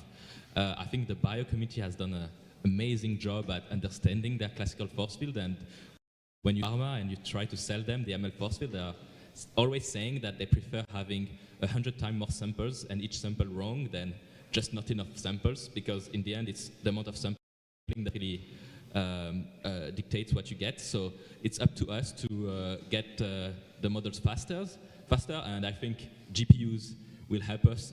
They keep getting fast. At some point we will get there with also the hardware. I think another important part in that is there are situations where people today use classical force fields, big or too slow, but actually there could be other protocols to get the same observables at a smaller scale, or small, like for example, if your question is doing like 1 billion atom simulations, you're probably not solving it the right way. There are probably ways to do it in a smarter, with a smarter approach, and thinking about new protocols where basically you can do things with about 10,000 atoms and a few nanoseconds, I think would be important. And most of the protocols today have been basically tailored to classical force fields where you can just brute force it. But we can think about other approaches. So like be clever on how you do the simulations. I think that will also be important.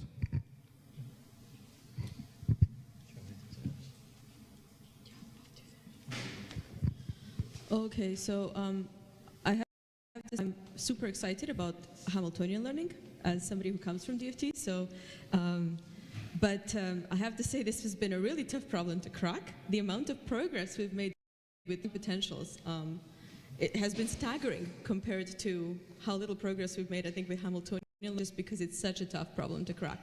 Again, this is where you guys come in. A lot of ongoing work in the community on this. But I'm really hopeful that in the long term we will, I take a very inclusive view of this. These will all just become part of our box. And we will reach for the different methods as we need them, depending on what we're simulating, for the purpose that we need, and sometimes for several of them together. So as to how much we're still using the classical potentials, right? Because they do a pretty good job for a lot of systems. So I'm very hopeful that as we continue to develop these new methods, they're all somehow needed. In the end, we will have a big pool of tools to work with. So that, I think, is a very positive thing. I was told that the kitchen is still closed, so we need to continue. But we have questions on the chat. And I would say that maybe wanted to, yeah.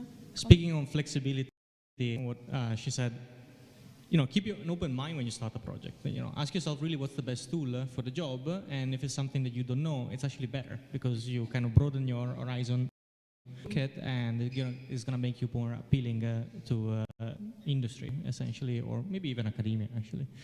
So, keep an open mind. Yeah. And maybe I always thought that, DFT is mostly fitted to some data.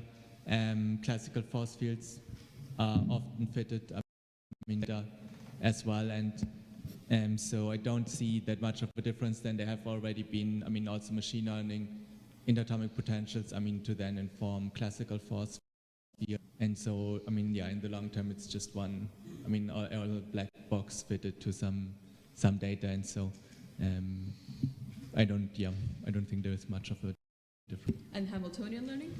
Hamiltonian, we have to discuss this later, but I don't know what are the unsolved problems. I thought, there are so many great publications by several Chinese groups there.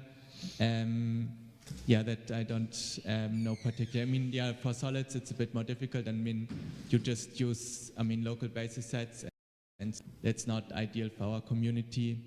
But, FHI aims also work, so. Maybe I can add on one problem in this Hamiltonian learning is that you rarely want to learn the Hamiltonian in the basis of your DFT. So, imagine your basis is very large and you want to learn a reduced Hamiltonian. It's the notion of coarse graining. And there is a very simple coarse. It's easy to coarse grain when you coarse grain everything and you go to just the atoms. But when you want to coarse grain just a bit, it gets much harder. And for example, you can say, I want to coarse grain to the minimal basis. And actually, just this statement is actually very hard. So I don't think it's at least a bit at the overall literature right now on that, and I think the right basis to coarse grain to is actually an open question. It depends also on what observables you want, but it's really quite hard to pick the basis of your model. Thank you. I guess we can then, we very often the word complex, and we deal with complex problems, but indeed as at least academics we are tasked to train people in solving complex, especially in the context, for example, of machine learning for materials and molecules. So the two questions that I received are, one about which are the training resources we should deliver to our students to prepare them, let's say, for the future. And in connection to that, what is the role of academia? Is it a place where we need to train for industry, with an industry mindset, considering that there is a very little chance that all of our students will go to academia? So what is the trade-off and what is the optimum in this training delivery, in your opinion? So now that Tristan left, so it's up to me. So I think we always make sure to train with valuable soft skills and hard skills that will be useful in both places.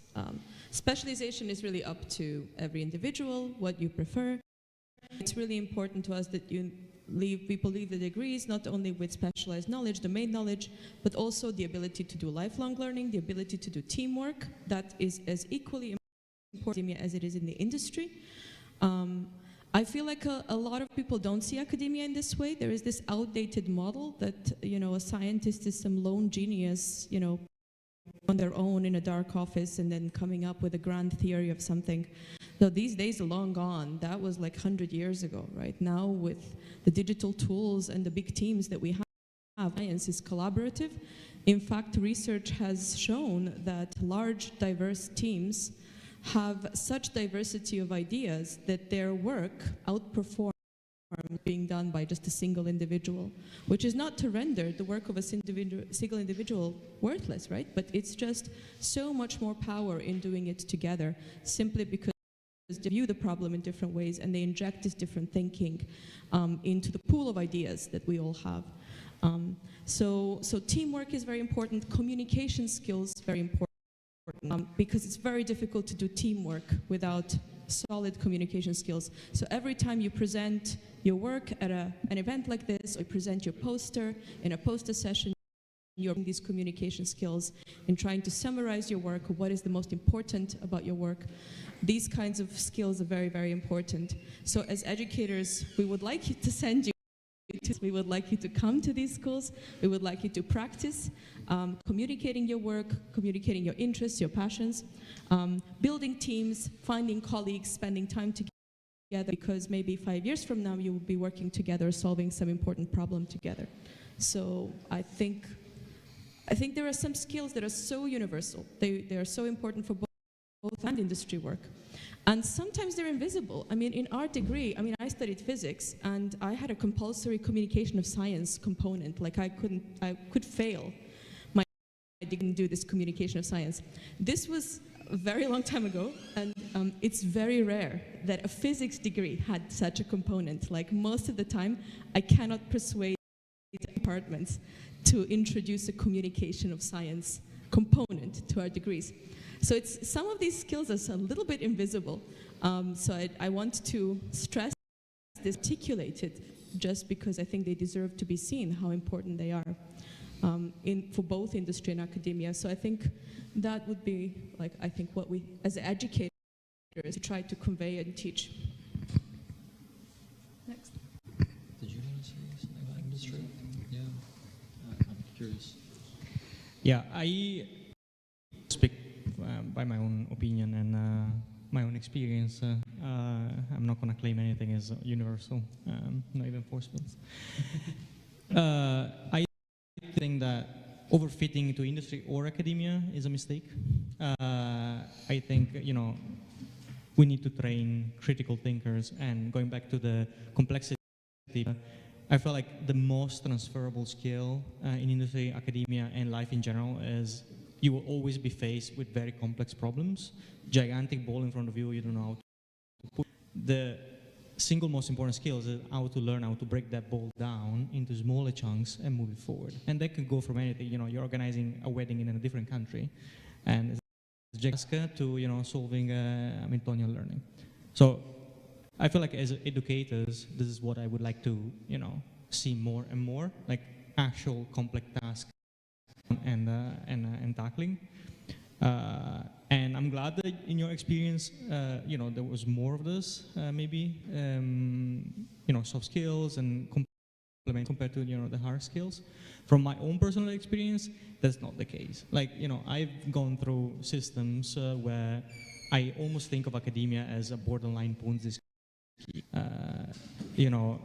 There's like great dream of academic job that to some extent, I have to think that professors exploit it because, it's obvious that's not, a model anymore, and it's obvious that there are not those many positions anymore.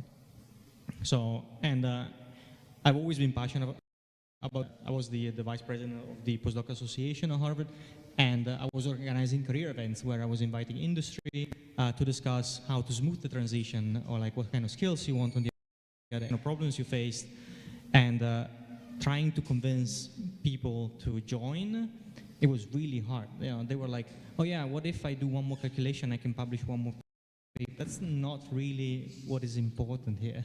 If you're not capable of talking to people, if you're not capable of discussing ideas, if you're not capable of discussing collaborations and communicating what you think, that's a much more foundational issue.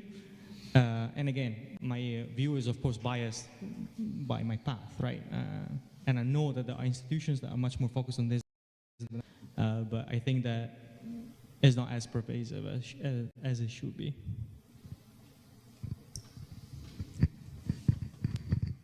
Actually, after Nicola's point about the original question of Kevin, so how to go about a complex problem and break it down, and the project management. Two deeply uncool words, deeply uncool. Every time I mention project management, people's eyes glaze over.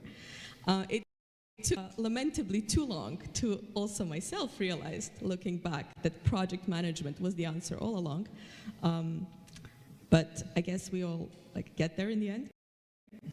And that's also not something that's being taught, not being taught at all at bachelor level. I mean, we're taught a lot of technical skills, problem solving, domain knowledge. That's why I'm not even mentioning them, learn them in the degree. But then this other stuff, I think that's something that we really, really need when we get to more research, like tasks, and also in the industry. And that's something that we're kind of left to learn on our own, kind of by ourselves. So it can be as simple as, you have a logistical problem organizing a wedding in another country, or you're buying a car, what steps do you take? Or like simply trying to, take a task in real life and break it down and practice that thinking, and just kind of practice, and then you realize it's the same in science, right? So I want to ask panelists, how do we feel that we could be conveying these skills a little bit better, or teaching these skills a little bit better? I think on the project management side, one opinion on that, where I think the single most important part of project management is knowing what project to pick, and this is especially important in academia. And be prepared to basically abandon projects when they fail, and very soon. Because I've seen some personal examples, where just people continue are already failing, and you could just move on and have success. So basically, there's not necessarily a relationship between how much you fail in a second pass and succeeding. So you could succeed very fast or fail for a very long time, especially in academia. So I think keeping an open mind on failing and moving on very quickly, I think this is the single most important thing in project after succeeding.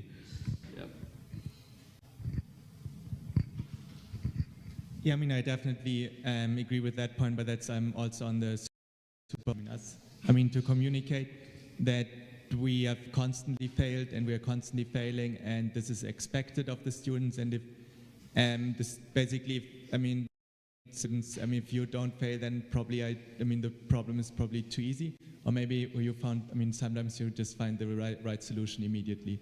And then, I mean, also make it obvious to everybody that it's okay if this project doesn't work out and we move towards the next. But we need to know soon enough. So if stuff like gate reviews and these kind of things, and I'm sure on this, and so, yeah. And then maybe about the academia part. When we also had these career events at, I mean, ETH, and I think at the first one, one of the assistant professors who was giving a talk that said immediately, I mean, yeah, so, I mean, if you want to stay in academia, I guess you don't really care about where you live or how much with your family or what time or kind of money you're on, and etc. But if you still want to do it, and so, I mean, there's some, I mean, problems maybe with the career path right now. And yeah, but I don't know if there's some solution anywhere to it. I mean, it's a demand of problem, right? There are way too many people that are willing to have way too miserable lives. So you will always be someone.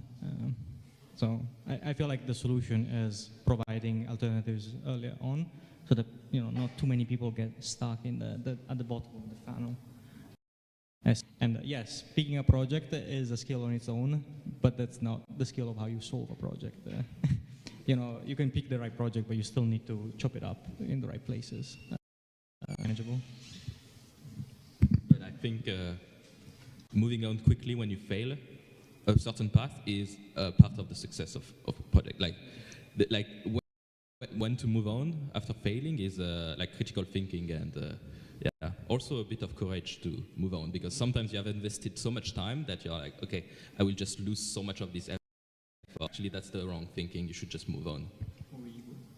One really last reflection building on this is really about opportunities with this maximizing, failing fast, taking the opportunity to do multiple things.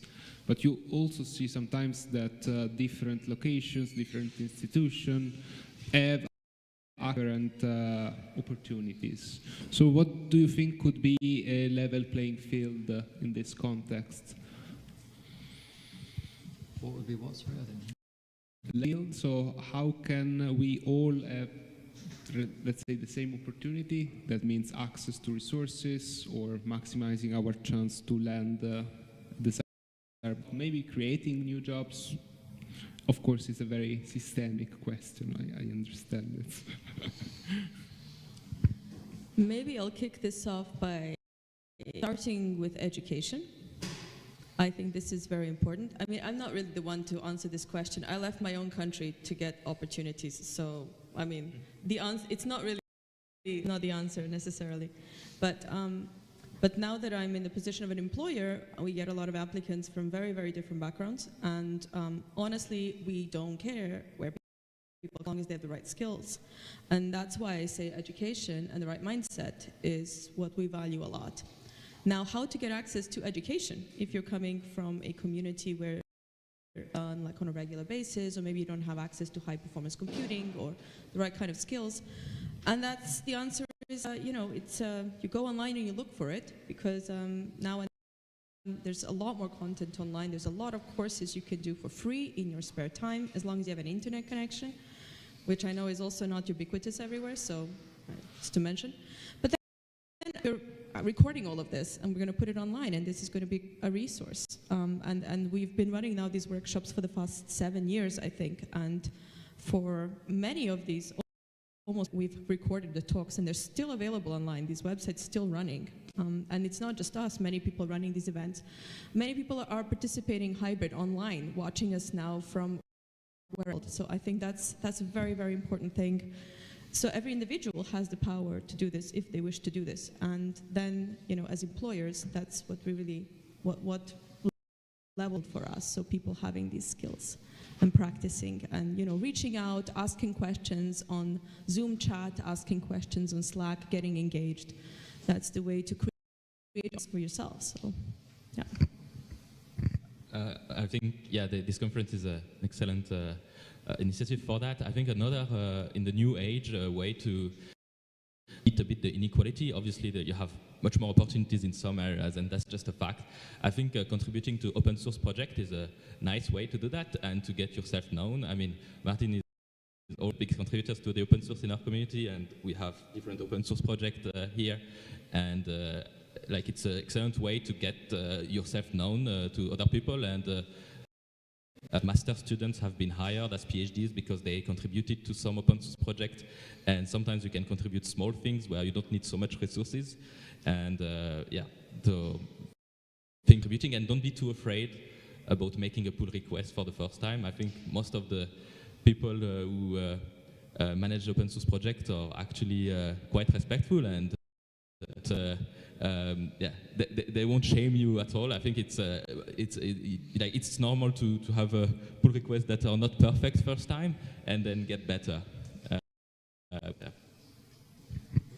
I would say focusing on what you can do as a student. I honestly, and I did internships, like doing your PhD. At least when I did it, was a very, very rare thing. I feel like now it's becoming a little bit less rare. But especially in Europe, with freedom of movement, you can scout for internships, and not necessarily in your field of research. You know, I would argue that actually it's a little bit more useful if you go somewhere orthogonal. And on the education, which I'm sure is not an issue here, but I would say 50% of my interns have a PI that requires them to work on weekends to keep continuing. So on the, and again, I'm 100% sure it's not an issue here, but like on the educator side of things, be supportive, you know, connect your students to people in and, you know, don't do things like this. If there is no further question, I am to say this, but I will wish you very fast failures.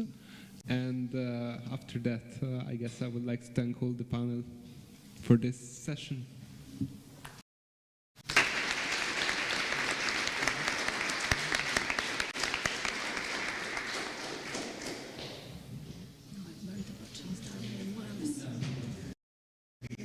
Yeah, I love it.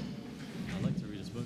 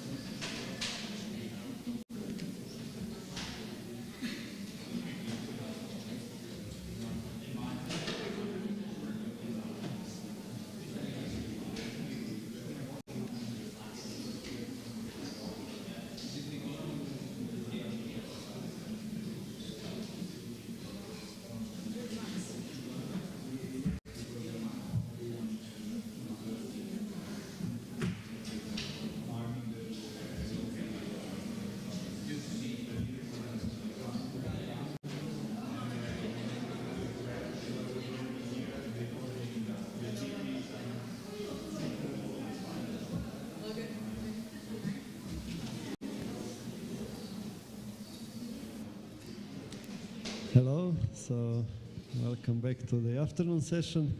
Our first speaker is also a representative of one of our sponsors, Max. So Federico, please. So thank you. I've been actually sponsored by Max, especially during the fantastic time that I had with Stefano Baroni at SISA during my postdoc. And now I'm here as a representative of Max. Actually, the real representative should have been Daniele Varsano, who couldn't make to be here. So I have collected a bit of materials to tell you some details about what Max is and this platform, Lumos, that is going most probably to be used as well for pedagogical purposes for this conference, this school as well. So Max is a European Center of Excellence.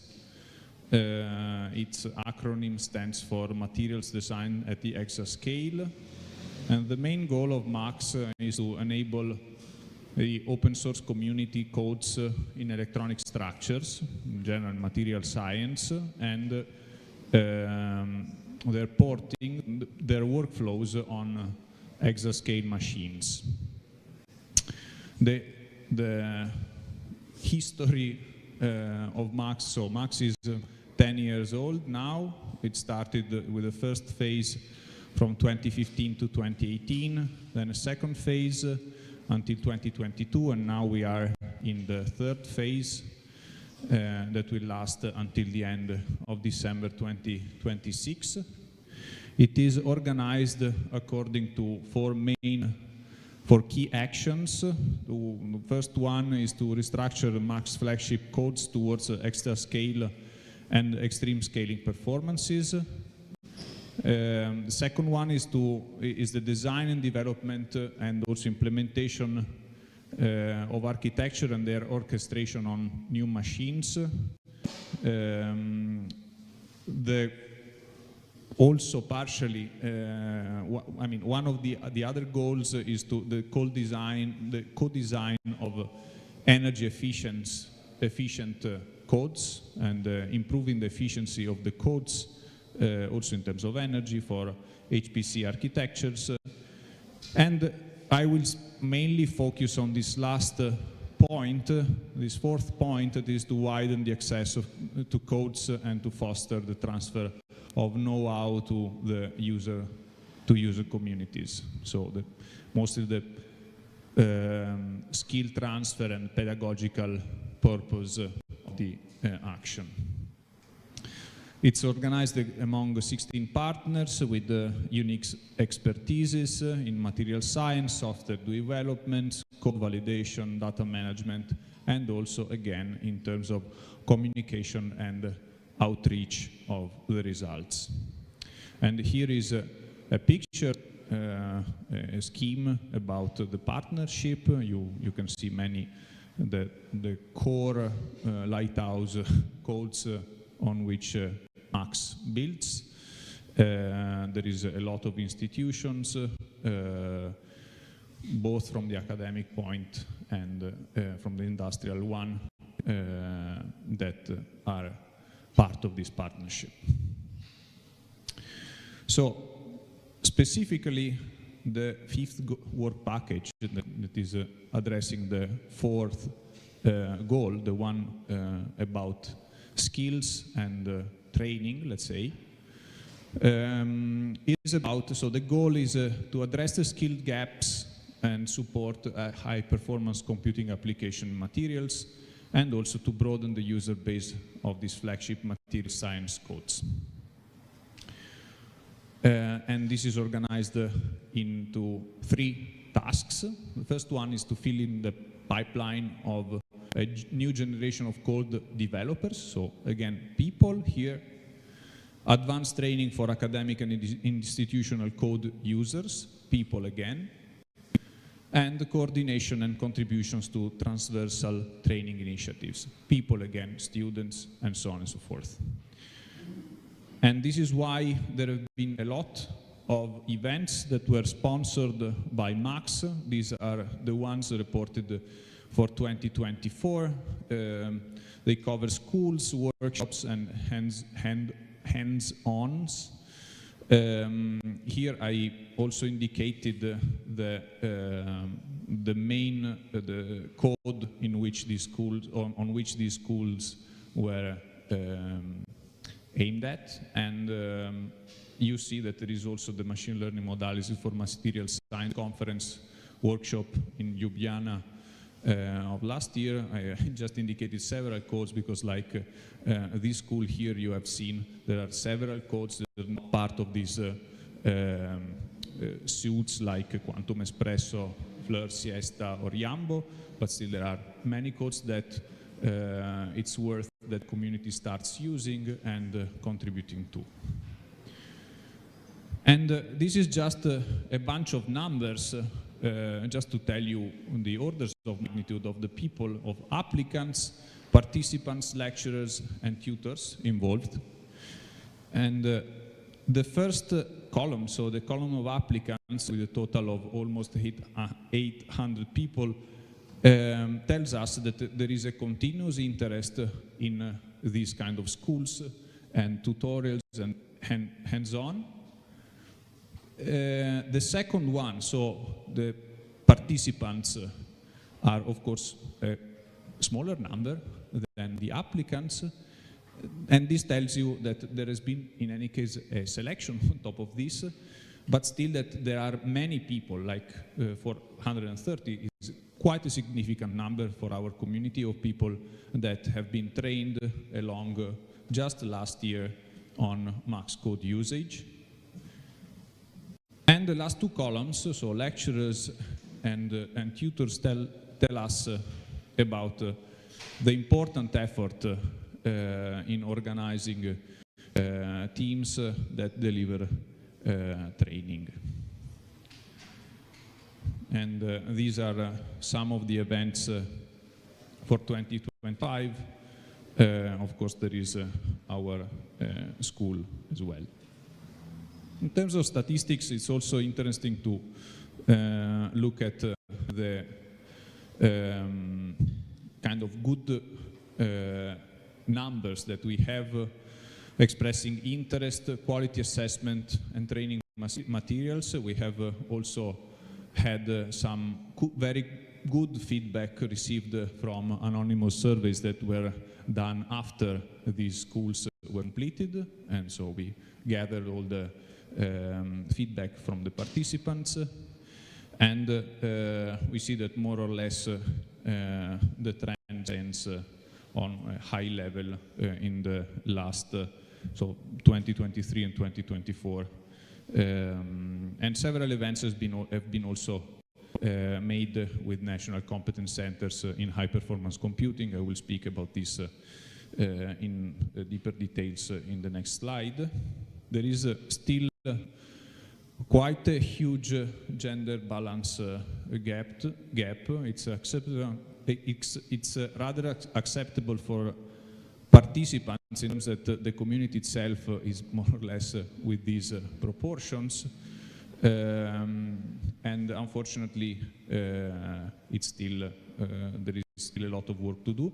I'm happy to see that this conference represents somehow an exception to this, because there are the ratio, I believe, is much more balanced than in these statistics. Max also contributes to transversal training initiatives. It participates into other training strategies with other centers of excellence. The events of Max are in fact advertised in the joint newsletters of the National Competence Centers for HPC and the Centers of Excellence in Europe, and also in these are also advertised in the EuroCC training initiatives. There is in general a proactive and responsive interaction. Max tries to be so in interaction with the national competence centers. There are already many collaborations with these countries. Croatia is among them. And there's a discussion also for including this for Italy and the Netherlands for future events. And it also participates, at least not, even though not directly, but through funding, for instance, to funding students to go to conferences, for instance, in their PhD programs, and also for master degrees. And in these last slides, I want to present one of the efforts that has been made by Max together with SECAM and Marvel. That is the so-called Lumos platform, that is a learning hub for modeling and simulations. Here is the site. You can go to the web page and navigate a bit to see what's there. The idea is that this is a kind of repository for teaching materials, so videos, lecture notes, tutorials. There are also the texts of the slides that have been transcribed from the videos themselves. The tutorials are there, and this is what we aimed also for our school here. It's organized in spaces, so you see that there are different spaces for SECAM, Marvel, Max initiatives, and other spaces for other kind of initiatives. This is, for instance, the one of Max. If you click on Max, you get to see something like that, and you will see a list of the schools that are present and for which materials have been uploaded. And here, for instance, I show a snapshot from the conference on machine learning modalities for material science that took place last year in Ljubljana. And you see there are many videos, there is a playlist, you can browse all the contents of the conference, and I believe that this may be a useful tool for also for the next years to have like a repository beyond and besides YouTube videos, let's say. And with this, I conclude. I thank you very much for participating, and I hope you are enjoying the school, and that's it. Thank you.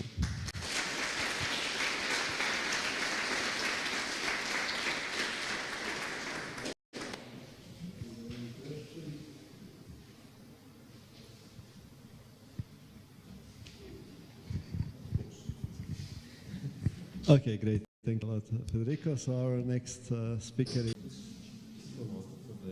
Yeah.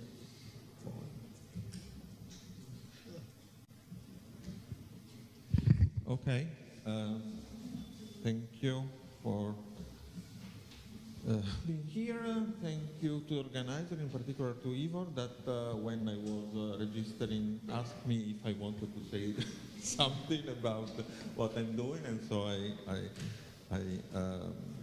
accepted, of course, and gave a very broad and pompous title. And okay, so what in the recent years I'm trying to move from ab initio, being a practitioner of ab initio and developer of ab initio methods, to machine learning potentials, with the hope of keeping the accuracy, speeding up the calculation.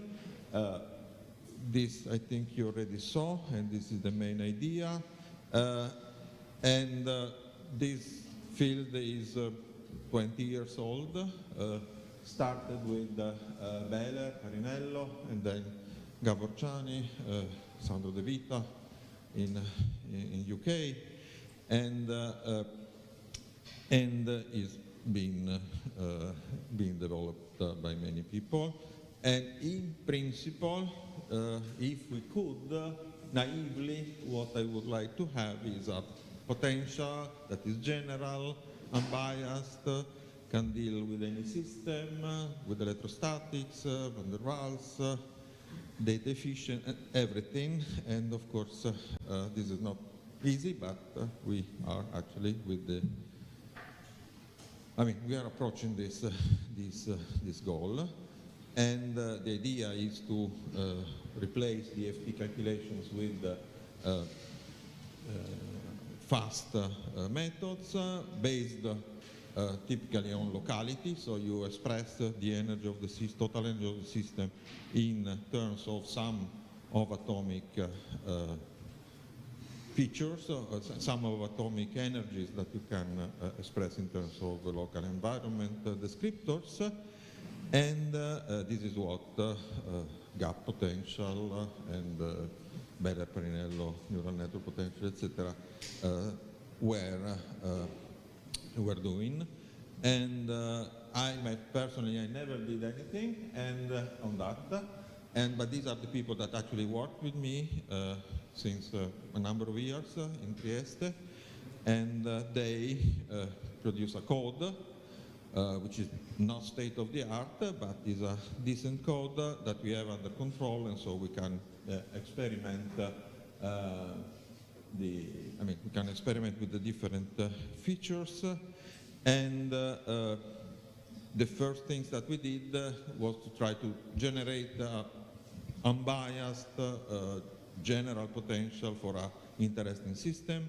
Carbon has many phases, it's very important, and so it was a single element, and so it was the chemical variability was not yet a problem. So we wanted to start with this, and so we implemented, as many other people, a kind of active learning strategy in which you start from somewhere, you generate data, you remove redundancy, you do molecular dynamics to explore the phase space, you do DFT, and then you train, and then you proceed.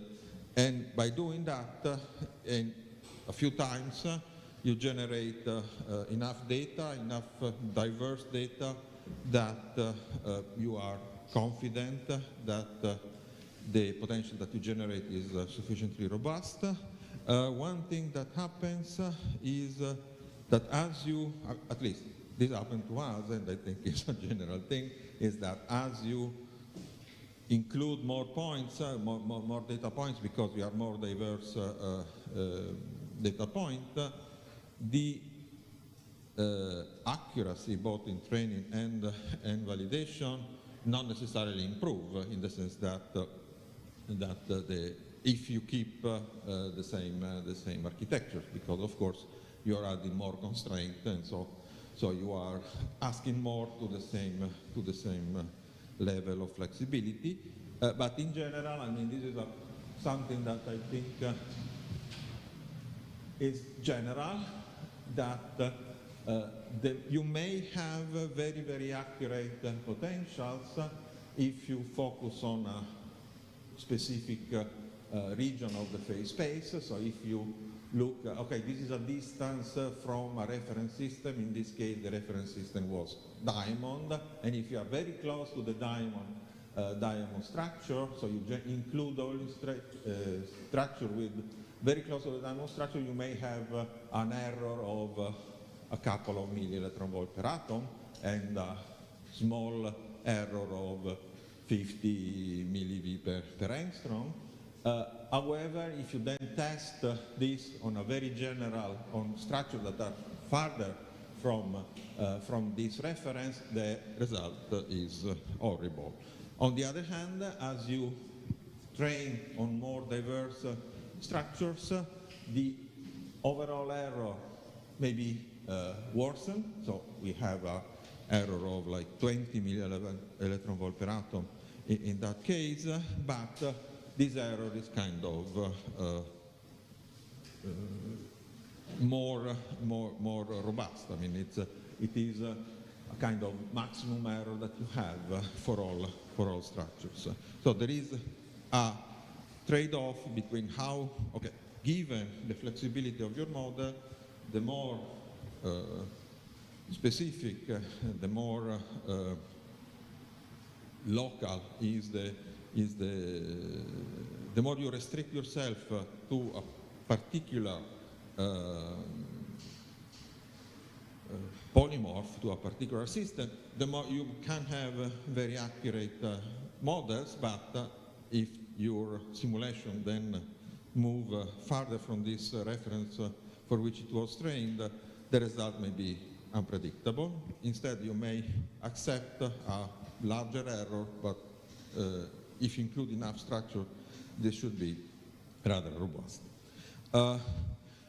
Franco, Pellegrini, and co-workers, they worked to make it more efficient, and a few years ago, in a similar conference in Trieste, that was 2022, 23, I don't know, there were everyone was taking MD17, or actually revising MD17, these 12 molecules, and they were fitting all, each was fitting its model, and the best end up to be Allegro, Nequip, Mace, etc. The original Beller-Parinello codes have an error. This is ANI. ANI is a Beller-Parinello type neural network, have an error which is 10 times bigger, or let's say 6, 8 times bigger. Panna, which is our code, which is based basically on the Beller-Parinello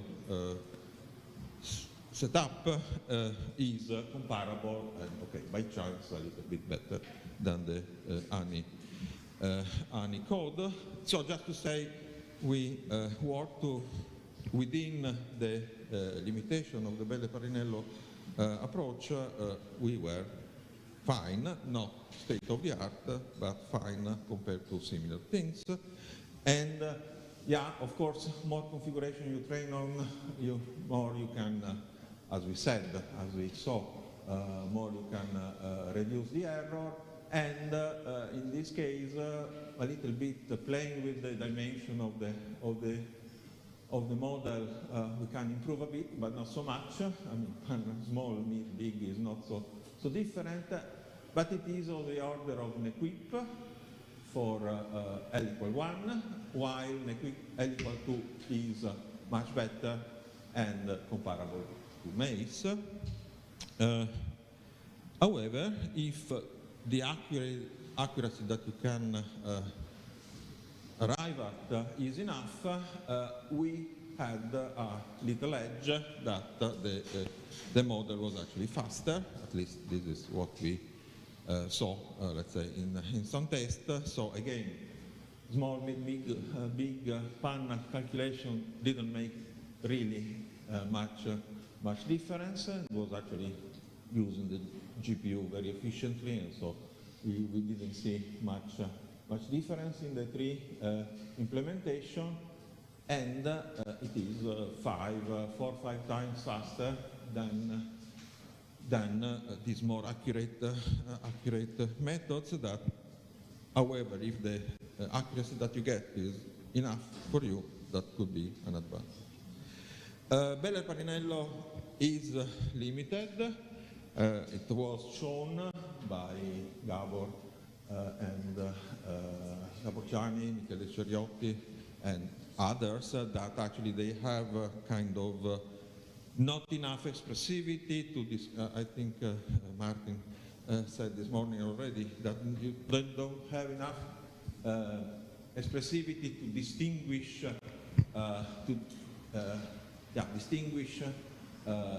configurations that are different, physically different. They end up to have the same descriptors, and this, of course, is very bad. And so other methods, ACE, and then later Mace, and all the new methods have expanded let's say they have introduced these atomic cluster expansion features that are in principle extendable and up to convergence. We wanted to do something similar, not in the same, exactly the same formalism, but basically something which is local, something that combines tensorial properties in Cartesian coordinates that then are contracted to define scalars, and this can contain many, I mean, you can define the order of this tensor in principle arbitrarily, and so in principle to have something that is converging. And so, again, by doing vector-vector scalar, or tensor-tensor scalar, or three-dimensional tensor scalar, or contracting one tensor with two vectors, and so on and so forth. I mean, you can extend the basis set, and you can improve for instance, in this case, in one of these RMD17 case, you can improve the error for the forces, for instance. And so ACE is, let's say, the method that had this idea of having an extendable basis set of basis function, and Hanna had this limit of being like 5-6 times worse than the best.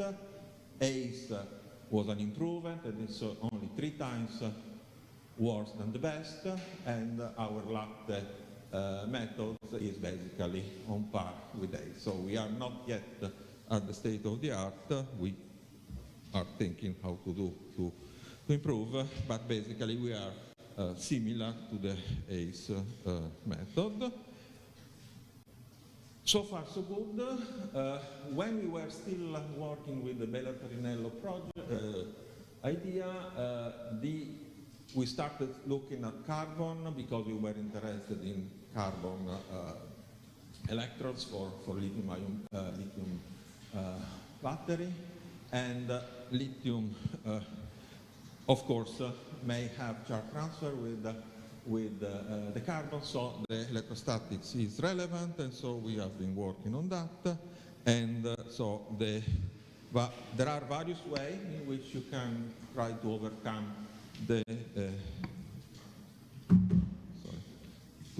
this. One is to calculate from DFT or from your model some charge, or have a charge decomposition of your electronic structure, calculate the energy, electrostatic energy, remove it from the total energy, and then learn the short-range part. This is okay, but it was already discussed also in the same years where we were doing this. Also Beller and Gödecke were working on this idea of implementing charge equilibration, which is an old idea from the chemistry, in the neural network approach. And we again, we did very similar, not exactly the same method, but our flavor of the same idea, and we just repeated basically the test that Beller and Gödecke did, some long chain that, depending on how it is terminated on one side, induce a different charge on the other side. So it's something that with a short-range potential you cannot really describe. Silver, that depending whether it is neutral or positively charged, has different geometry. Of course, this is not something that you can describe if you don't have charges. And again, the energy of moving one atom in a sodium chloride artificial cluster depends on what you have on the other side, and the energy of a gold dimer adsorbed on MgO has charge transfer, and so the energy depends on the geometry, but is also related to the fact that in the substrate there is some counter ion that induce charge transfer. So we just did our short range is bad, not so bad actually, the energy and forces are not so bad, but definitely improve if you put long range, and this is exactly what happens to the fourth generation method of the Beller and Gödecke. This case also clearly wrong if you do short range only, instead very good, even better than the results. Basically the same like that, and also in this case we have basically very similar results. Our interest was originally lithium on graphene. Lithium on graphene, if it is adsorbed as a single atom, has a significant charge transfer. If it is absorbed as a lithium dimer, less charge transfer, but still some. And of course, if you treat it with short-range potential, this saturates. And if you look at the adsorptions or to the diffusion of this species on graphene as a function of the size, so the distance between the adsorbed atoms and the periodic replicas, there is a significant difference, and instead the long-range potential behave very close to the DFT result. And also here, if you look, red and blue are on top of each other, while the short-range diffusion barriers are a little bit underestimated. However, electrostatics is not done because, as it was already mentioned this morning, this charge equilibration is intrinsically metallic, and so you don't get for instance, a law TO splitting that you would expect in magnesium oxide, in spite of the fact that panel long range agree with latte long range, latte short range, and now also we had ported the long range treatment to the latte, let's say, new version, so, but doesn't change. So the long range treatment, so the electrostatic is included, but is an electrostatic, a metallic electrostatic, which is not good to describe. So we are working on, as it was mentioned, what distinguishes a metallic from, what makes a solid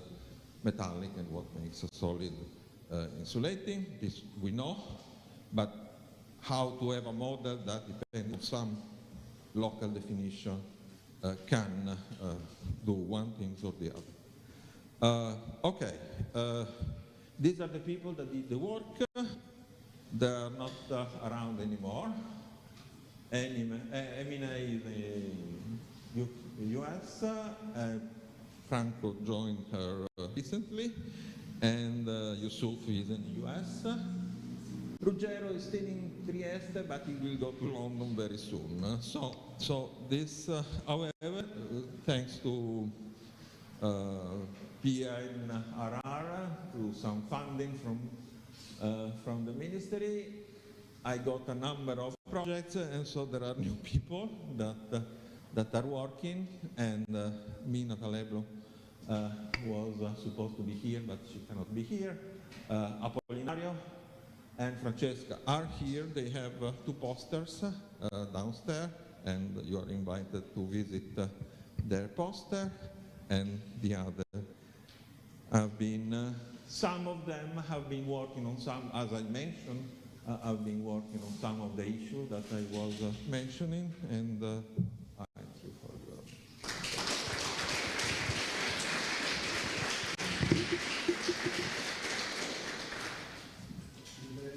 Short question. Otherwise you'll catch the right. Well, I thought maybe you could just say a few words. How do you deal with van der Waals interactions? Van der Waals interaction is something that Yusuf has recently introduced in another code, so it has been developed something, and you basically as a function of, I mean, you guess some local polarizability. And then the problem of the electrostatic is that you have to minimize the energy with respect to the, I mean, you introduce electronegativity and chemical rigidity, and then you solve a linear system to conserve charge. For van der Waals, you simply guess, you train the local polarizability of the atomic polarizability, and then these enter in a van der Waals model like Lennard-Jones or D3, Grimm D2, Grimm D3 things. Okay, thanks a lot, Stefano. And now.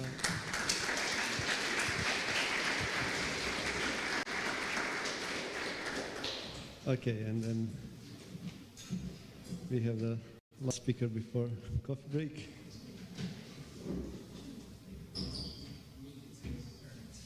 Oh, there is yes, sorry. There is Milica and then coffee break. We should have done it the other way around. Okay, yeah, so our third speaker is Luke Keenan.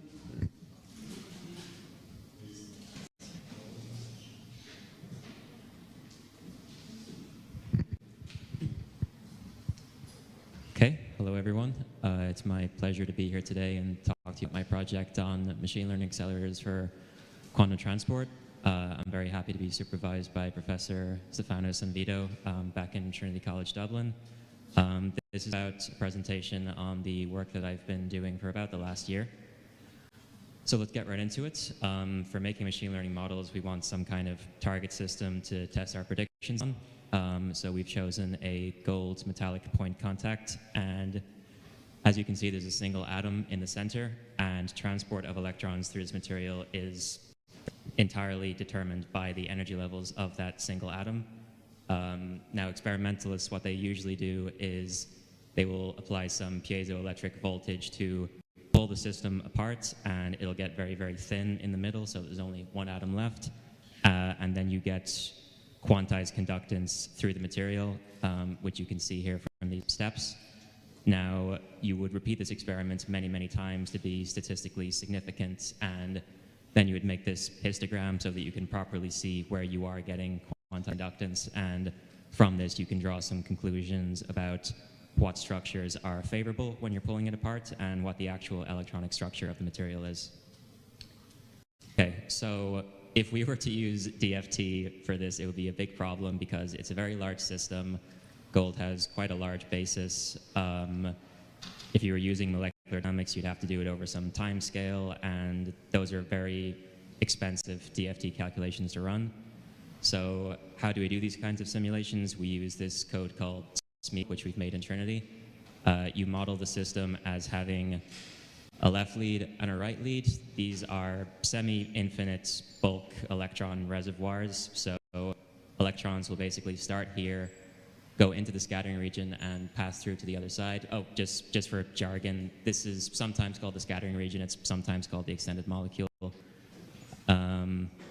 So we use the DFT and non-equilibrium Green's function formalism to basically describe the spectrum of states when the system is out of equilibrium, when you apply some kind of bias that drives electrons from one side to the other.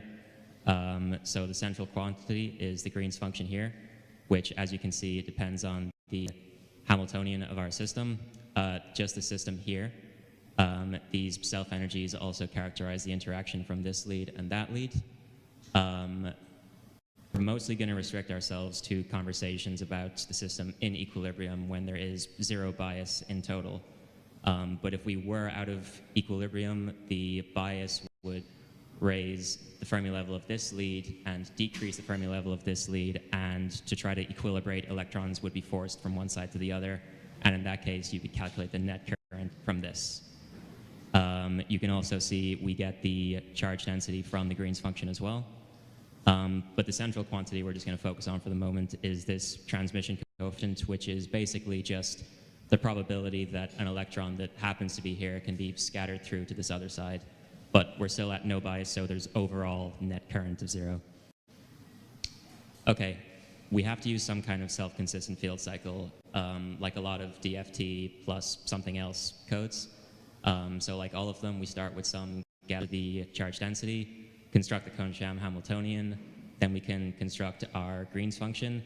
And you'll notice here that this is quite a large matrix that you're going to have to end up inverting. And depending on how many energy points, that's the number of times you have to perform this inversion. So that's where the really computationally intensive part arises, and that's why this is much more expensive than standard DFT on its own. The good news is that you only have to calculate these once at the beginning of the interaction. The reason for that is, so you basically just have to calculate the Hamiltonian of this system on its own, and what you do is some atomic layers of this you include in your scattering region. So that means whatever the charge density is here, it doesn't quite affect what's at the boundary because it's a large enough scattering region then. But like I said, it's still a lot of inversions. It's a large matrix, and at finite bias, it's even worse. There's just more things you have to calculate that are bias dependent. But once you do that, you can then calculate your new charge density, check for convergence. If it's not converged, recycle back, repeat the whole thing. But once when you are converged, then you get your transmission coefficient, and this is what it looks like for the particular system. To kind of explain the shape of it, I'm just going to show you the band structure of the 1D chain that is in the middle of the scattering region. So this is the S band, and at this same energy, we're getting this flat transmission here. These are D band orbitals. With 1D materials, you typically see a large resonance in the density of states. So that's what this is. That's due to quantum subbands of the 1D material. So we eventually some kind of machine learning model that will predict a charge density and feed it into Smeagol to make something like this, having skipped all these self-consistent steps. Okay, so how do we go about that? So we're going to start with some training data from our siesta at plus non-equilibrium green function formalism. We're basically just going to get 10 structures, let's say. Each one, the atomic positions are going to be different by about 0.1 angstrom or whatever you want, just so they give slightly different charge densities and slightly different transmissions. You're then going to convert them into charge files and structure files. I'm sure some of you are familiar with maybe ASP. These are basically just charge car files and POSCAR files. Now, not all of this data is important. Some of it's redundant. Some of it just corresponds to charge densities that are very close to zero and not important to train on. So you're going to use this sampling function here. It's characterized by sigma, which you can tune to control the width of your distribution. You're going to end up with much less data to train on. In the past, we found that we only need to train on about 0.1% of points. So for each structure is on a grid of about 8 million points, and I think we sample like 10,000 points. So we're going to use grid-based descriptors. Our entire grid space is based into something like this, and we're going to use our own atomic cluster expansion that are based on Jacobi-Legendre polynomials. I'll get into them in the next slide. But this is basically making the descriptor that you will eventually feed into your model. And like we've heard many times, like any good descriptor, it's rotationally, transitionally invariant. It's invariant to labeling of atoms, all that good stuff. Then you convert your structures to your JL descriptors.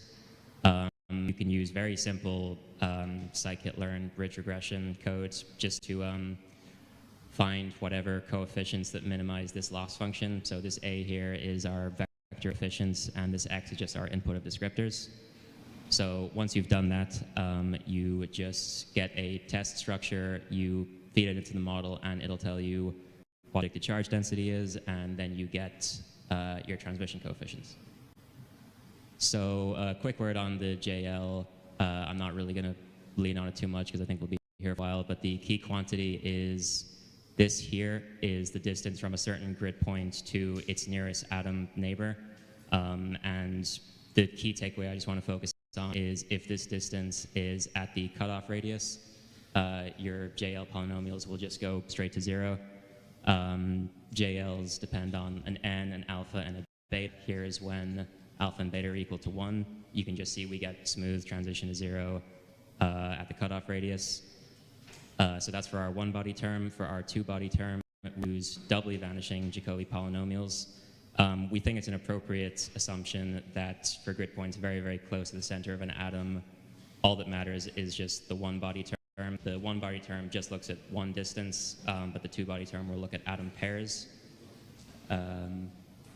So yes, and we look at two distances and an angle with the two-body term, and our angular basis is these Legendre polynomials, which are quite similar to spherical harmonics.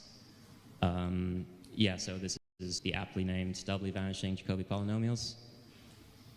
So how does it perform? So this is the best that the JL can presently do. These accuracy metrics are low. This is one for benzene and one for bulk aluminium. We're not quite at that same level of precision. We'd like to ideally half this MAE right here. But the reality of it is that this is a slightly more complex system for the JL to learn compared to this and this. They have regular periodic structures. They have quite small unit cells. This is very complex geometry. It's 1D in the middle and it's 3D on the sides. So that's kind of what it's been screwing up. But to the naked eye, stuff like this looks like it's basically a ball. It's basically very precise. You can kind of see here we're not getting super good precision right dead center at the atoms. That's because we're using 8 million grid points. It's a certain resolution that sort of makes it difficult to learn this region. But overall, we're getting quite small differences if you look at this scale here. And if you're to take a cross-section and look at some of the differences, yeah, so this is the difference between the prediction and DFT through a slice of the molecule.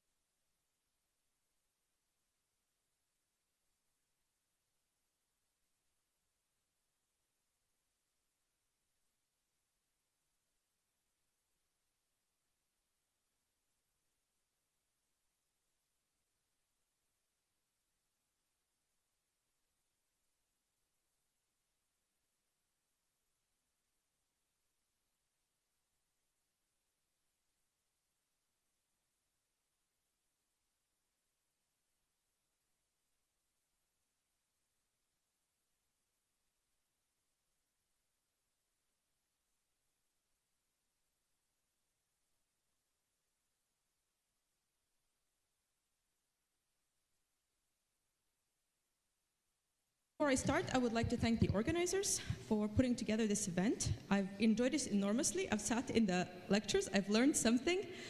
So thank you to the organizers, thank you to the lecturers, and thank you to all of you for coming and making this event a success. There's been lovely talks and posters, so I look forward to the poster session again today. All right, so like many of you, I didn't start doing machine learning until I started about 10 years ago. And my scientific interest was more about organic, inorganic interfaces. So not organic materials, not inorganic materials, but mixes of organic and inorganic materials, which, as you all know, is the easiest way to simulate materials. So in fact, there are many, many simulation challenges related to this. So we were primarily interested in this because these interfaces pop up in many different technologies, many different devices. For example, solar cells frequently have organic layers and then they're sandwiched between inorganic layers. The reason why these devices are so common in technologies is because molecules have some critical functional properties that solids do not have, and vice versa. Solids fulfill a certain functional role that molecules cannot, and therefore we frequently put them together to take advantage of the functional properties of both of them, and thereby arrive at some functional properties that neither a single material would have. So this is indeed very useful, and this shows up in many different technologies. But then when you try to simulate this, you really want to compute what kind of properties these materials have. And the key material of interest is atomistic structure. So if you know the atomistic structure of these organic and inorganic materials, then you would know how to compute their electronic properties, and you would know how to arrive at their functional properties. And of course, then you want to modify the functional properties towards what you want, and you can do that by modifying atomistic structure. So structure is the key to tuning functionality, but then how do you get to the structure? And this is a really non-obvious thing to do, especially at the interface between the organic and inorganic parts. So this organic-inorganic interface structure search is a very well-known problem. You may know your inorganic solid very well, and also your organic solid very well, but it's very difficult to know when you put them together to have any intuition about what kind of morphology, structural types may occur at the interface. And this is because of many different types of bonding present at the interface. Some is short range, some is long range, and then different interactions then cause these different films to form. And even if you consider just a single molecule, it is sometimes difficult to know kind of in which configuration a single molecule might adsorb, whether it be lying down or something standing up or something in between. So what do you do in the past? The people used to do this organic adsorbate structure search. Well, you would use often chemical intuition if you knew what kind of molecule you had in your hands. So let's say you had a very conjugated molecule with a lot of pi stacking, and you had a very simple substrate flat. Well, you might think, okay, I know that benzene is a representative of these molecules, and on these types of substrates, it tends to adsorb flat. And then you make an assumption that it's going to just absorb flat, and you make these computations, and indeed, this works reasonably well. Alternatively, you may have excellent experimental colleagues who have very sophisticated tools. So this was work we did together with colleagues in Japan who were imaging pentacene on titanium dioxide anatase. And in these images, which were AFM images, you could see literally the atoms and the bonds inside the pentacene, which is very rare. And then moreover, you could see even atoms and the rows in the substrate below it. So this gave us a lot of clues about how these structures form. So you set up your models like this, and you can arrive at the functional properties. But then all of this can fail in the sense that we also worked with some colleagues who were doing AFM, but this time they were simulating this bulky camphor molecule. And they knew that they were getting different conformers on the surface, but the images they were getting were very blurry and difficult to distinguish, so it was impossible for them to decipher what kind of configuration occurred at the surface. So these were just as sophisticated experiments in this, but the molecule was very different, and therefore they couldn't really interpret these images, and we had zero chemical intuition, like here, to figure out how this would want to go. So that's one of the reasons why I really went into AI, because we wanted to use it for global structure search. Most of the time, we want to compute functional properties, but we find out that 80% of the time, we're just doing structure search, and this is hugely time wasteful.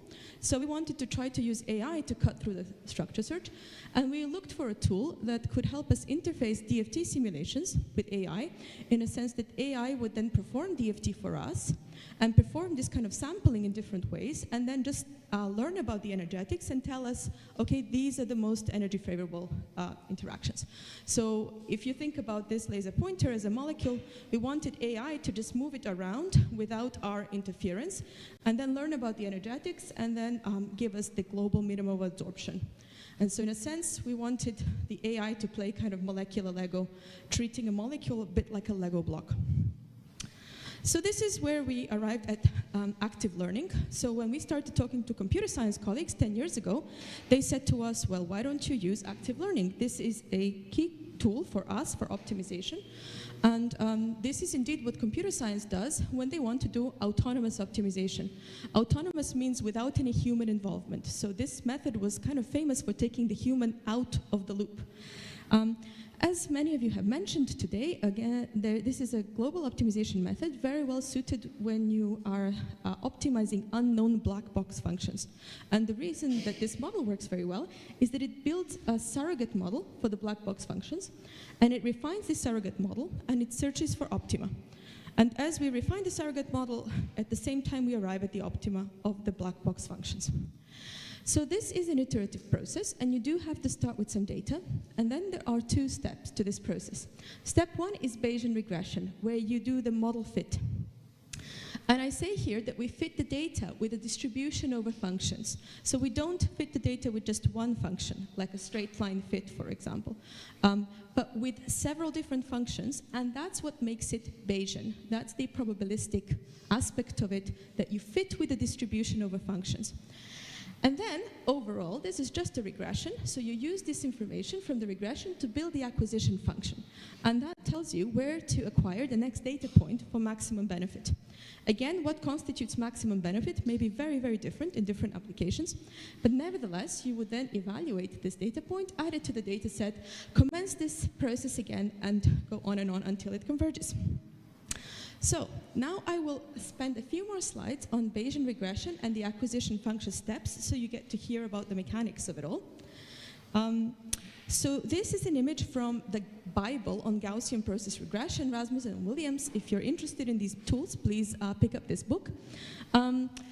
A Gaussian process is the most common tool for Bayesian regression, although you can do it with different tools like linear regression or other kernels.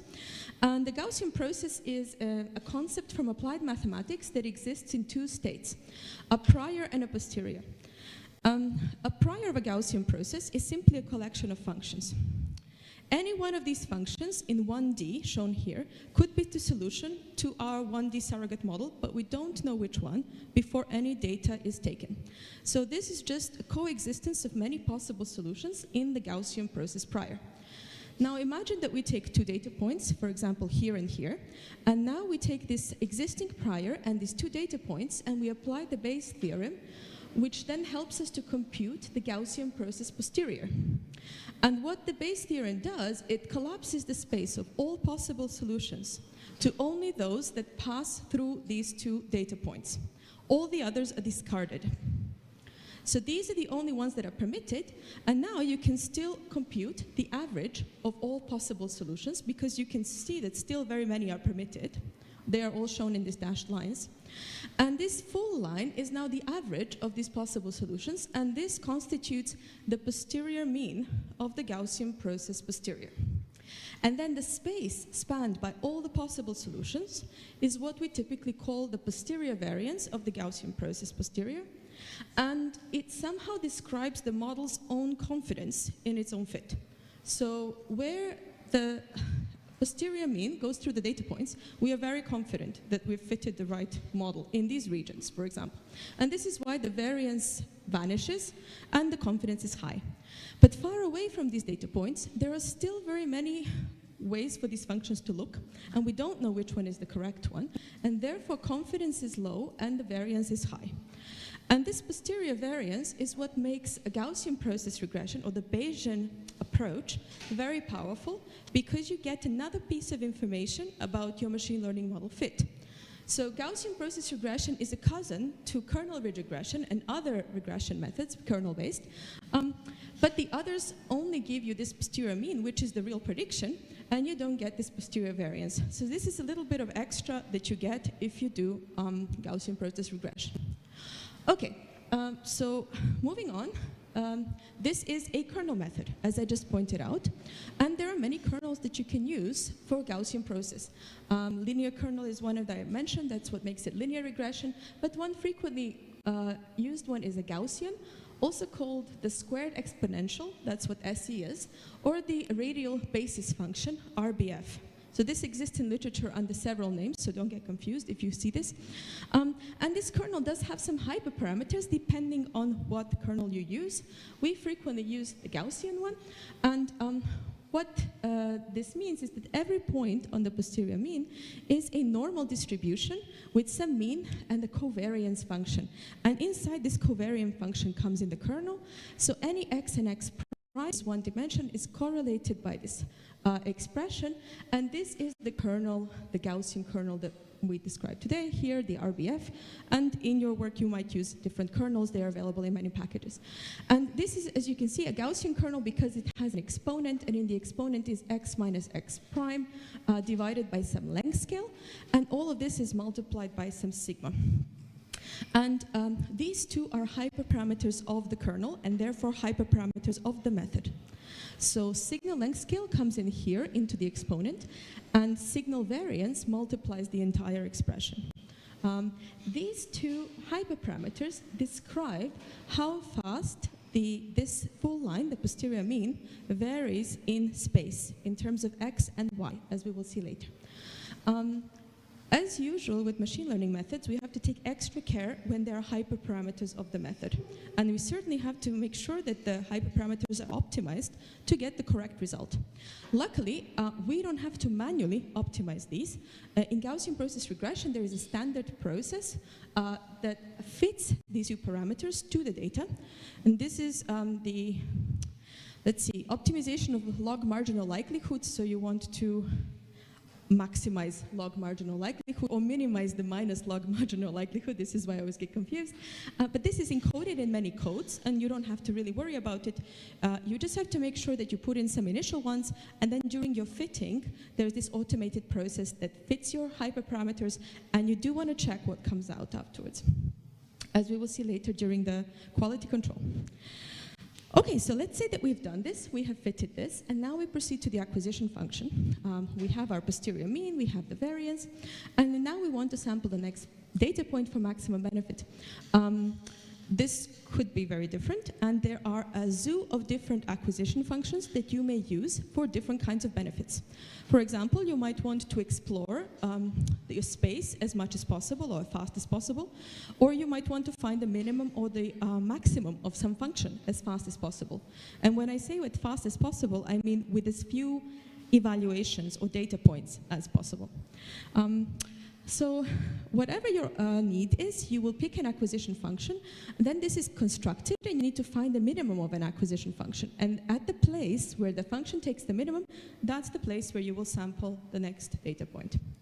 We frequently use this exploratory lower confidence bound because it has a convenient balance of exploring the search space and exploiting the existing data towards the current solution.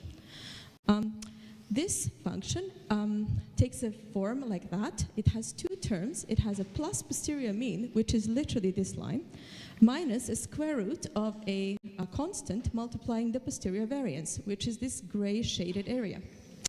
So once we evaluate that function, we would have to find where this takes the minimum, and that would be the place where we take the next data point. Now, it's no casual coincidence that there are these two terms here. They each one of them do different things. So if we forget about the second term, if we think about the posterior mean and consider taking the next point at the minimum of that, well, that would be at the current global minimum of the posterior mean. So if we're looking to minimize something, this means that we will be looking in the area of the current minimum to try to see if there's an even better minimum lying around nearby. And that's what we call data exploitation, or acquiring near your desired location already.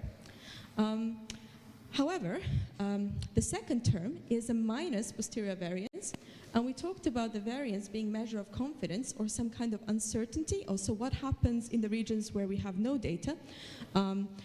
This variance is then high, and therefore the minus variance would be low, and we would have the minimum of this acquisition function where the variance is the highest. And this usually then leads us to areas of the search space that are underexplored or where we have no data. And so this is the term that is responsible for exploration in the search space. So if you then combine the two terms and you have this one and this one together, you will see in the next example that sometimes we do data exploration, sometimes exploitation, but then over time we do a bit of both, and then that's a very efficient way of arriving at the right answer with relatively few function evaluations. So I want to demonstrate this immediately in a 1D model. This is actually from a real investigation. This is a dihedral angle in a small molecule. So this is energy in kilocalories per mole as a function of angle, and so the angle goes to 360. And we have the true function plotted here in dark blue. I don't know if you can see that it's dark blue. It has a global minimum here, and it has one local minimum here. So it's not entirely trivial. It has two solutions. And we have to start with some data points. I told you that you don't have to have many. For example, here we have 3. And then the black line is the current surrogate model for this true function. It's very wrong, obviously, because we have very few data points. This model thinks the global minimum is here. That's this green line. And then the uncertainty in these dashed lines is literally off the charts. So it does know that it's not very confident. So as we go from 3 points to 6 points, this model will try to sample points to either side of this minimum. And this is data exploitation. So it will try to exploit nearby this point. And it will get a point here and a point here. So it will sample to the left and to the right of the current global minimum. And this one ends up being higher, but this one ends up being lower. And this is why sampling near the known optimum point can often get you an even better solution. And by accident, this now captures the global minimum of the entire function. It also tries to do some exploration, because here the uncertainty is the highest. So it samples a point and it finds this one here. And now it fits the model again. And now compared to this one, this model is much improved. It even has managed to find the global minimum, but it's not very well representing the true function in all regions of space. So it does a very good job here by accident, and here not so much, but it only still has 6 points. So as we move on with the sampling, I want to now show going from 6 points here to 9 points here. The acquisition function will again try to sample to either side of the global minimum. And it does so here and here. It takes the 2 points. And now it fails to find a better solution. It has learned this curvature very well, but it cannot improve on this function anymore. Meanwhile, it still realizes that there is uncertainty here, so another point is taken at this location. And now with 9 points, the surrogate model is much improved, and it generally matches well the true function. Now, nothing prevents you from continuing to take data points, and this model will exhibit slight changes, but it will not change very much. And you could tell that the model has converged simply by measuring how much is changing from iteration to iteration. And when you realize this change is very small, you know you have enough data and you can stop. So that's one way in which you can tell that you have pretty much described your function well. So as you take data points, if your model keeps changing, you know your surrogate model is still not correct compared to the true function. But if it stops changing, you know you can stop. And this is the end of the process. The same way that this works in 1D, it works in 2D, 3D, 4D, many dimensions. So again, we have this data, we do a Bayesian regression, acquisition function evaluation, and then we stop. And then we have the surrogate model. That's like a deliverable from the active learning. This is the object that we are left with. And this then provides us with some kind of information about materials properties or molecule properties in the search space in which we are searching for. When we do structure search, we often look at total energy or adsorption energy. But this could also be band gap, ionization potential, this could be any kind of materials property. And then you get a landscape for that property in your search space. So this provides us with a structure search, it provides us with a functional relation between structure and energy. And best of all, we can now data mine it for information. So we can simply read off where are the global minima, local minima, energy barriers between them. We can do many different things. So we encoded this tool into Bayesian optimization structure search Python code. This is one of the machine learning packages that is open source, freely available to everybody. The Bayesian optimization is the active learning engine here. We mostly plug in total energy simulations, but this could be anything. We've also worked with classical potentials, machine learning interatomic potentials, anything that gives you an energy. And then we often work with the building block approximation that helps us control the complexity. So by this we mean that in our work we have usually very large molecules that have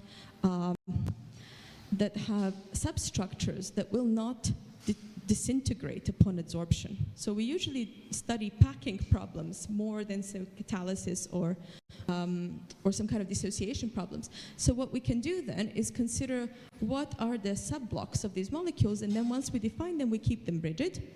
And then we can just use the angles between these subblocks, the torsional angles as variables. When we consider molecules and surfaces, we often consider their position and orientation with respect to the surface as variables. So for any different problem, you might want to consider what is the best descriptor of your state or the degrees of freedom. And the idea is to use dimensionality reduction to make your search space more manageable.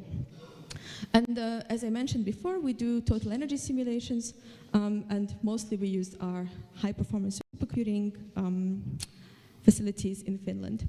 So before I finish my talk, I wanted to give you a few examples of how we've used it to engineer materials and molecule properties. We've applied it to many different kinds of materials. So flexible molecules, this is important that we can get it right. So we did conformer search examples. And then of course we were originally intending to do is use it for structure search for organic adsorbents on surfaces. We also then started studying thin films and even the formation of the second layer of how organic layers grow on substrates. We realized this is also quite versatile, so we'll use it for solid-solid interfaces, and in recent years we are trying to assist our experimental colleagues a lot to try to use active learning with their experimental work to optimize outcomes. So I'll start by explaining a bit about the computational work. So here is a classic example of how this works. This is a very simple example. It's a benzene on copper 100. And one thing that you may not know, for example, is if benzene, so we knew the benzene would like to be flat, but we still checked for the tilts. So for example, in this way, we told the active learning to tilt the molecule in 0 to 180 with respect to both x and y, x and y. And then we found that this is the energy landscape with high energies everywhere in the middle and low energies at 0 at 80. In both directions, this means that the molecule really wants to be flat when it adsorbs to the surface. So then if you know that it wants to be flat, you can keep it flat and then just vary the x, y, and z of the molecule above the surface. And you obtain the surrogate model for the adsorption energy in 3 dimensions, in x, y, and z. And once you have it, you can cut it in many different ways to try to interpret what happens during this adsorption. So for example, if you cut it in x, y, you get an energy landscape for adsorption like this. If you overlay it with the atoms, you see that most unfavorable sites are where the atoms are. So the benzene doesn't want to be on top of the atoms. It really wants to be in the hollow site between these atoms. So this is the most favorable adsorption site. And then there's bridge sites between the atoms, and this is where you have a second minimum that's actually a saddle point. So from these maps, you can literally read off the physical and chemical information about this adsorption. And then if you cut it in terms of XY, for example, like here, you can see that there's a dark area right here. Maybe it's not visible so much here. And that tells us at which height above the surface the molecule would adsorb naturally. So these are some of the important properties we would like to learn about this adsorption scenario. And we did this as an exercise. This was actually done before by people guessing all the different adsorption configurations. And they did find that this was the global minimum. Only during the guessing, they had to do many structural optimizations. And here, pretty much, we obtained the same energetics of adsorption in about 50 DFT iterations. And this is really what we're looking for, to reduce the amount of computation associated with structure search and optimization of molecular properties. So this is one of the applications. And now I want to proceed to this camphor on copper 111. This is the molecule that I showed you at the beginning, where our collaborators were taking AFM images of this molecule adsorbed in different places on the surface and taking different adsorption configurations. They could tell they were different, but they didn't know what was the adsorption scenario behind these 4 images, for example. They achieved even more images. So we repeated this active learning approach where we took the camphor molecule and we simultaneously varied the X, Y, and Z of the molecule, so the position, and also the orientation of the molecule with respect to X, Y, and Z axis. And so this we were trying to converge in adsorption energy landscape in 6 dimensions. So this is how it looks like. Here I'm showing a movie where on the left, the boss code is just sampling autonomously on a supercomputer, and it's learning the 6D energetics. And from this 6D energetics, it's taking out the global minimum structure. And we are now viewing a movie on the right of the global minimum structure as the sampling proceeds more and more. Well, this was a short movie. But you can kind of tell that after a while, these global minima structures stop changing. And so we did this a little bit longer because we didn't only want the global minimum, we wanted all the local minima as well, because we knew that there were different adsorption configurations for this molecule on the surface. And we found 8 different local minima. They were genuinely different structures, which we then fully relaxed, releasing the building block approximation, and all of these relaxed into 8 different structures. And then we rank them by strength of adsorption. And here are the most strongly adsorbed, here are the more weakly adsorbed. And so there's now a group of these 3 weakly adsorbed one, and a group of the 5 more strongly adsorbed one. And we found that they looked a bit different. The more strongly adsorbed one had this molecule has 1 oxygen. So they had this oxygen pointing towards the surface, and the more weakly adsorbed one had the oxygen pointing away from the surface. And this kind of gave us a clue what was happening, but when we computed the DOS, the density of states, for these adsorbed structures, we found out that the states of the molecule were almost entirely unaltered by adsorption in these 3 cases, which means that this is bisadsorption, so mostly through dispersive forces. And here, the molecular states were slightly altered by the surface. So here we could see an onset of chemical bonding, mostly related to this oxygen bonding to the copper underneath. And this was some kind of chemical absorption. And so we concluded that these 5 structures were the likely candidates for some of the AFM images obtained. And these structures were mostly behind these pinwheel images where we see the molecules rotating in place, and that's what the microscope sees. And this is because these structures are so weakly bound that they have a very low barrier for in-place rotation. So this happens spontaneously, even at low temperatures. And this is where I will stop for now. We wrote a whole other paper. We tried to match these functions to these images, but that was not related to machine learning. So let me proceed then to talk about some other types of problems you can solve with this. So for example, thin film search. This we did with Oliver Hoffman in Graz, who is the author of the sample code. The sample code takes its building blocks, 1 molecule might adsorb to the surface, and then it analyzes all the possible adsorption sites, and it tries many combinations for how to adsorb 1 molecule across all the sites. And then you obtain many film candidates, and using this approach, he managed to identify that TCNE on copper 111 is a molecule that likes to sit vertically when it forms a monolayer. So this was a new discovery, it wasn't known before. But then we wanted to study what happens in the second layer, whether the second layer also absorbs vertically or horizontally.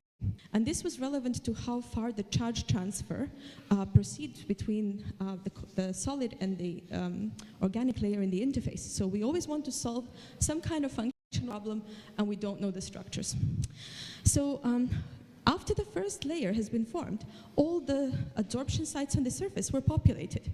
So it wasn't clear in which way the next molecules would arrive and absorb. There were no well-defined adsorption sites anymore. But this is not needed for Bayesian optimization. All you need is to define your search space. So this is the repeating unit cell of the monolayer, which we now treated as the full substrate. And then we place the molecule vertically and horizontally on this substrate, on the search space, and we also obtained the adsorption energy surrogate models where we were able to identify several minima, and this told us that the following molecules like to absorb horizontally now, not vertically, on top of this layer, and the preferred adsorption site was in between these three nitrogen atoms. This is the little bit of space where the surface electrons are still available, and that's where the molecules wanted to go. So this is an example of slightly kind of less trivial organic-inorganic system. Here is a solid-solid interface where we were looking for suitable coatings to keep perovskite solar cells more stable under ambient conditions. So they're a bit unstable with respect to humidity, and we were looking at many different surface oxides, and we looked at several different perovskite substrates, and we just needed to know how this coating would adsorb to the substrate, and so kind of what registry and which orientation. So we did something very simple. We just moved the coating model above the perovskite substrate and allowed us to compute energy landscapes for adsorption. So this is, for example, for zinc oxide on one of the perovskite terminations. And here you can see some areas of higher energy, areas of lower energy in blue. And these areas of lower energy is where the coating is most favorable to be above the substrate. And then we just let it move down and relaxed all the atoms in between and arrived at some kind of interface structure that we then proceeded to study for the alignment of band states between the coating and the perovskites, because of course charge injection has to work well across this interface, and so on and so forth. So this is just another example of how you could use this tool by just simply defining different degrees of freedom. Very briefly about the conformer search example. This was also very important to us, so we worked on alanine because it has been very well studied. So it was known that it has 13 minima, and when we looked at this molecule, we realized that many of the functional groups will not change the shape as a function of different conformers. All that will happen is that the dihedral angles between groups will change in different conformers. So we fixed the shapes of this methyl group, the amino group, the COOH group, and then we used the 4 dihedral variables. So here again I'm showing a few movies where BOSS is autonomously sampling DFT in 4 dimensions, and then from this landscape it's picking out the global minimum structure, and here you see the progression of the global minimum gas as a function of how many conformers we're sampling. So in the beginning, the global minimum is not very good, and it comes down in these different plateaus. And then after about 90 different conformers seen, this structure is then achieved, and it kind of doesn't really change anymore. As I said, you can continue to sample, but when you see your result not changing anymore, you know that you've converged, that you got the right result. And so indeed, we checked, and this conformer was the global minimum from this choice. But I do want to point out, this was done with a classical force field, which is very useful in many circumstances still. And the quality of your answer is only as good as the quality energies that you're putting in. So you have to be careful with these methods. And the reason why this is so important is because then we were able to proceed to study more complex structures with our colleagues from Aalto University, which were kind of for some kind of health technologies, ligand-protected nanoparticles, where the particles consisted of metal cores, and they were surrounded by small flexible molecules. They had cysteine, which was a small molecule very similar to the alanine example that I just had. It has a sulfur here, but it has 5 degrees of freedom. And in this study, we actually used 7 different levels of theory to study how different different DFT and accuracy levels, and indeed different van der Waals treatments, change the ordering of the minima between these different conformers, the energetic ordering of the conformers. Spoiler alert, there's quite a lot of changes, so you really do need to take good care of which levels of theory you're using. But here are the results, cut to the end with the highest level of theory, so hybrid with many body dispersion. So we found 15 lowest energy molecules. Here are the lower ones, and then slightly here, and these are the highest. And so immediately we found out that these 6 lowest structures compared to literature were the ones that were found in experiments. So 6 conformers were identified in experiment, and our structure search did manage to yield in the kind of the bottom 7 lowest energy, the 6 relevant ones. And then we also identified ones here that were found in previous structure search studies of this molecule, and that was done with genetic algorithms, which were very, very powerful tools for searching large complex spaces, but they do require a lot more data. So these previous studies required, for example, tens of thousands of DFT simulations to identify these structures, and the Bayesian optimization approach required a little bit over 1,000. And then also we found a few other structures, but it's unclear if these are really relevant because they're a bit higher in energy. Nevertheless, this now allowed our colleagues to proceed to more complicated cases. Yep. Where they literally put this molecule on a cluster, on a gold cluster, and then they were able to conduct a structure search again, and many different local minima related to this, and now they're proceeding with the entire structure search. So for these kinds of, again, hybrid organic inorganic system, this is not a bad. Now, very briefly, I know that we are mostly here from computations, but something that is very exciting to us is how much you can deploy active learning to optimize experiments. And the reason is the following. You can use the Bayesian optimization acquisition functions to guide experimental data collection, so to decide which experiments to perform, and then develop these predictive models for materials properties, which are the surrogate models for materials properties, to optimize some target property. And the idea is to, again, take as few data points as possible or conduct as few experiments as possible, which in the case of experiments is even more resource intensive than for the simulations. And the way to do this is simply to treat the experiment as a black box function we want to simulate with a surrogate model, and you always have some inputs which are adjustable processing parameters of external conditions, or the way you prepare your sample, the materials that you're mixing, and then you're monitoring some outputs, so you're measuring some functional property or multiple functional properties, and you want to then simply use AI to map input to output and find which inputs produce your optimal outputs. So I will just say a little bit about one of the studies that we did.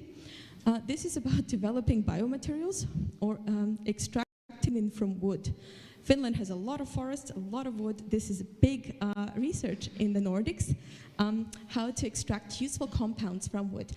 So it turns out you can put wood chips in hot water and then extract some solids, apply acetone, and then you extract lignin. Lignin is a major component of wood next to cellulose. And while cellulose is extensively used, lignin is almost always thrown out as waste. And so there's a lot of research into how you can turn this lignin into useful compounds.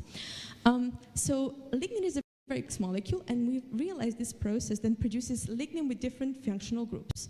And they have different chemistries, which you can then use to make different products. And the question that we wanted to answer is how to adjust the processing conditions here to produce preferentially certain functional groups that then select some chemistries.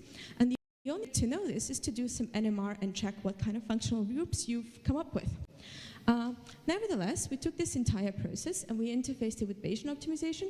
So every time, for example, we measured the yield and some structural properties of this lignin to find out the functional groups. And then Bayesian optimization would tell us which next processing conditions to try. We did the experiment. They were able to do 4 experiments in 1 week, so we did this in batches of 4. And this is how that looks like. So I'm showing you how the surrogate model for yield converged. This is with 5 experiments to begin with in the search space of temperature and P factor. These are key experimental parameters. And this is the surrogate for the yield of the extracted lignin. And you can't really see anything with 5 experiments. So after 1 extra week, they did another 4 experiments. Now we have 9 data points in the model. And now you can see there's this line forming between an area of low yield in blue and an area of high yield in red. After another week, we realized that this line is in the same place. So it didn't move, but this area of high yield, which we really wanted to optimize, we wanted to get the highest possible yield, started to move up. And then we did another week's worth experiments. And now the area of highest yield moved to this top right corner. And after the last week, we had 20 experiments, and now we couldn't see any differences between batch 3 and batch 4 surrogate models. So like before, we knew that we had enough data and we could stop with the experiment. So this was great. We told them, okay, if you put your p-factor and temperature right here, you can get the most lignin out of your process. And then they said, okay, great, but what about the functional groups? So one functional group they were really interested in is beta-O4 content.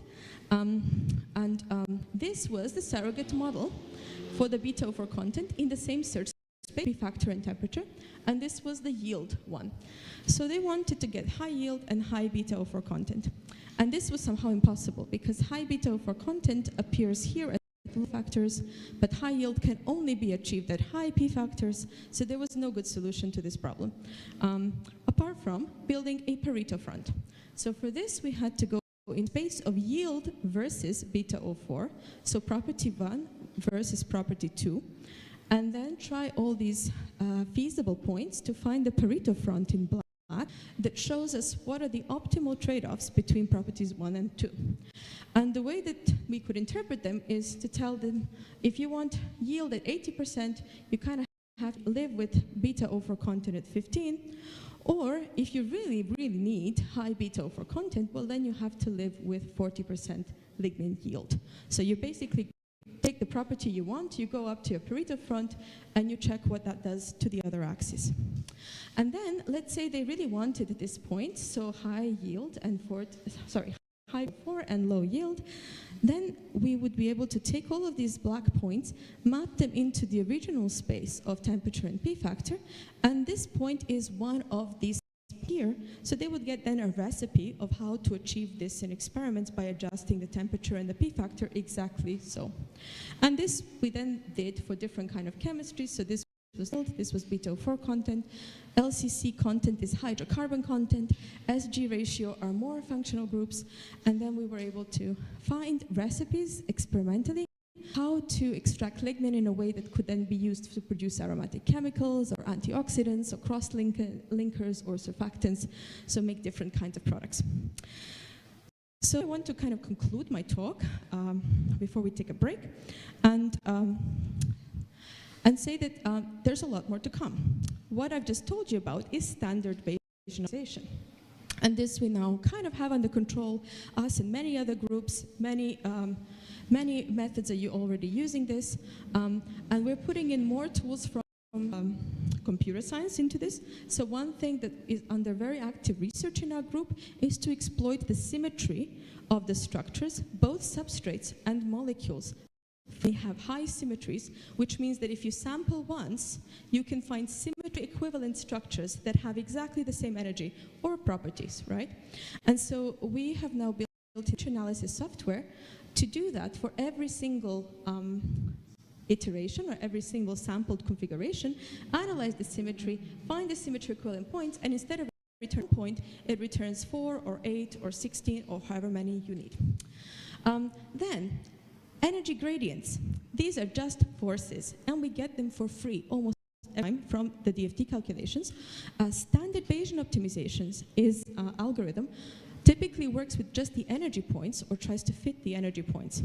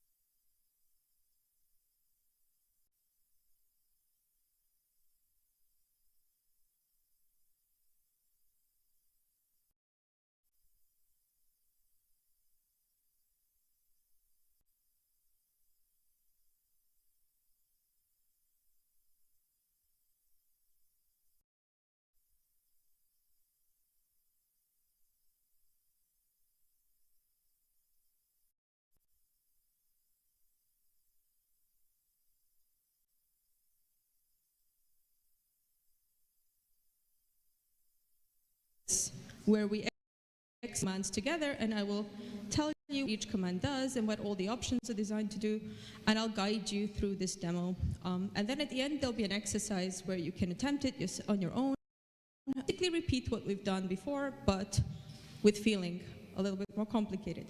And then we'll have about 10 minutes for you to try that out and go to the second tutorial where we will study a little bit different. So tutorial number 1 is just introduction to active learning with Bayesian optimization. It's going to be on a dummy function, not anything meaningful for chemistry. And then tutorial number 2 is going to demonstrate a very, very simple application of Bayesian optimization to structure search, in specific to this conformer problem with the angles of a small molecule.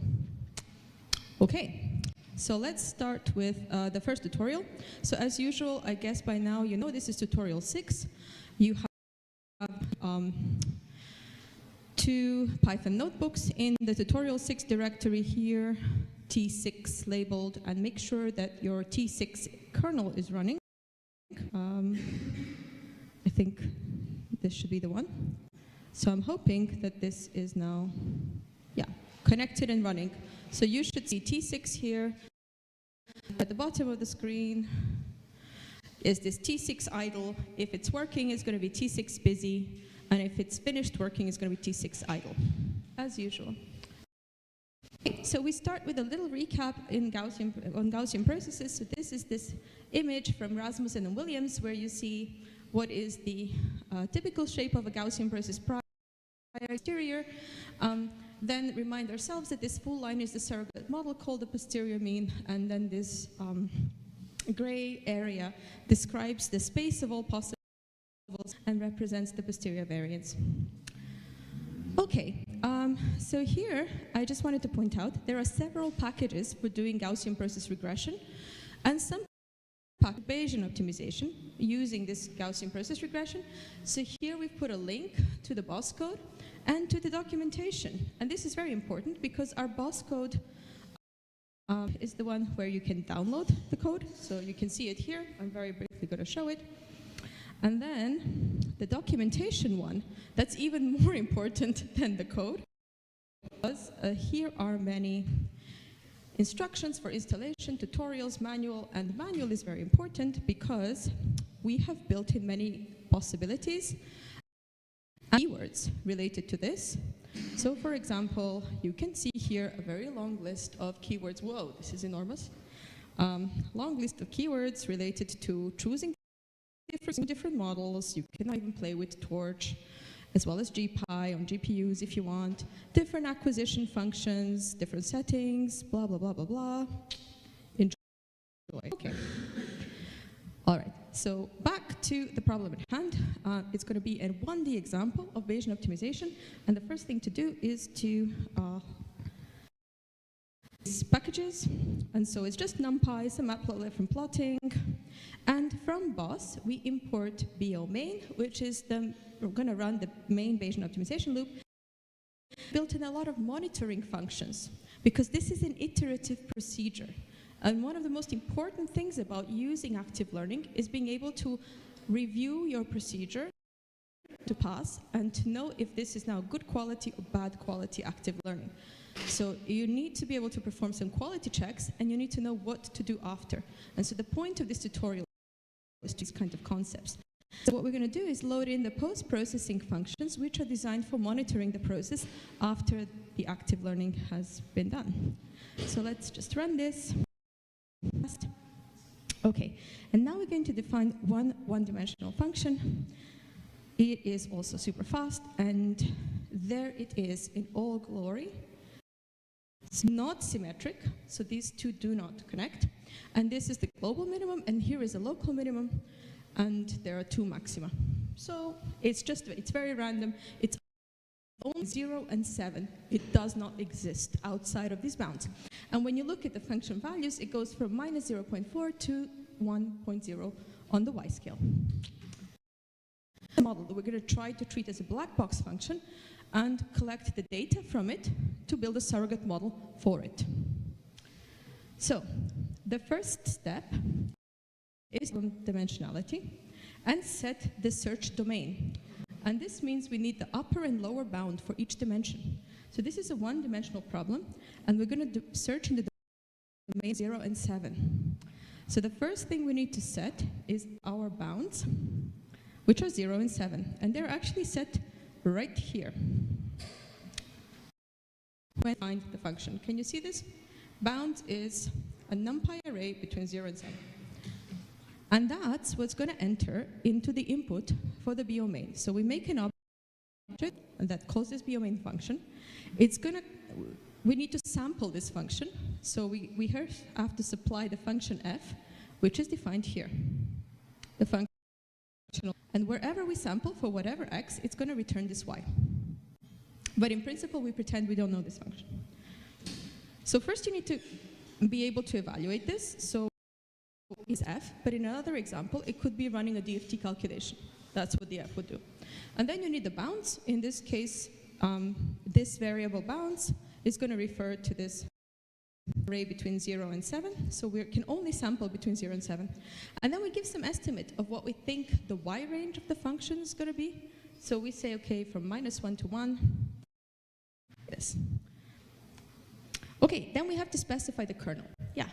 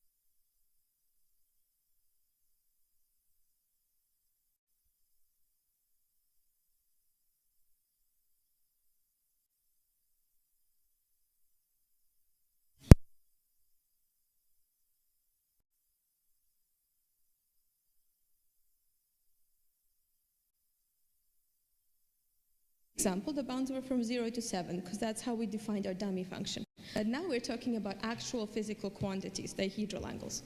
So we make these kinds of specifications. So for 2 dimensions, it's just in a list where you specify bounds for dimension 1 here, 0 to 360, and bounds for dimension 2, 0 to 360. You can also specify it like this in this kind of phrasing, but I just commented it out for now. Okay, we have the function that we're going to use to sample. We pretend that it's amber. Normally we would write amber. We have the bounds. We do this y range, which kind of doesn't matter what it is now. And now, importantly, we name standard periodic as the choice for the kernel instead of the RBF. And this is because all variables are periodic. Now, you can specify the kernel just one time, and it will be applied to every single dimension. If you want to specify different kernels for different dimensions, you just put a list here. So you can do standard periodic, RBF, standard periodic for 4D if you wanted. Or RBF, RBF, RBF, standard periodic.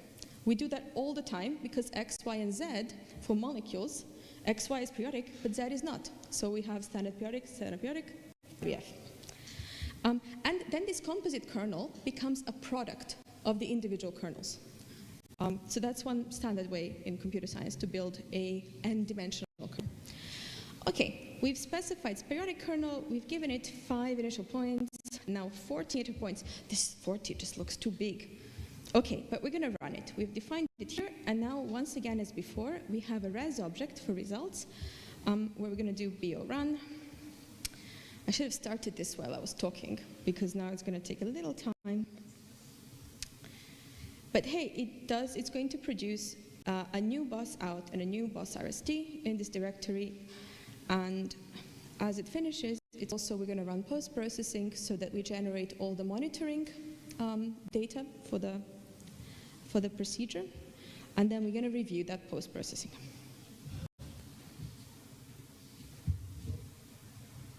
10 more minutes. You can do it. Okay, I think mine is done, because this fake amber emulator is pretty fast, so 40 points can be done really fast. So let's rerun the post-processing again. Meanwhile, let's check out what happened in this boss.out. Okay, so maybe this should be the new one. Yeah, here we go. Init points 5, iter points 40. So you can check that this is now the boss out related to this run. And you should see 5 initial points, and then the first BO iteration. And then many iterations later, 22, blah, blah, blah. At 40, we should be done. And so we are. And it tells us it took 35 seconds in this case to approximately run this. And now I have specified that I want to only post-process some steps. We have keywords for this. By default, it post-processes every single one, but sometimes you have 1,000. So what's the point? So sometimes you want to look at every 100th or every 200 points. So here I've chosen to post-process just a chunk, and I've done it like this. Oh, sorry, that's the wrong file. Here, so I operate post-processing on the results. I wanted to print out all the models, and I only want to look at iterations 1, 10, 20, 0, 10, 20, and 40. And now I have a 2-dimensional slice, and soon we will have 4-dimensional model. When you have a 4-dimensional model, you can only export a 2-dimensional slice in some dimensions. That's why we have written this slicing function, where you have to tell in which dimensions you want to slice. There's only 2 here, so 1 and 2 are the only choices.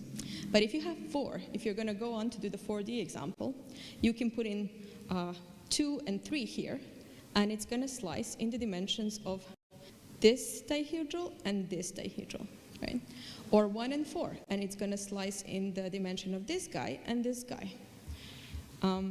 So the third number here is how many points in each dimension you want to the grid to have.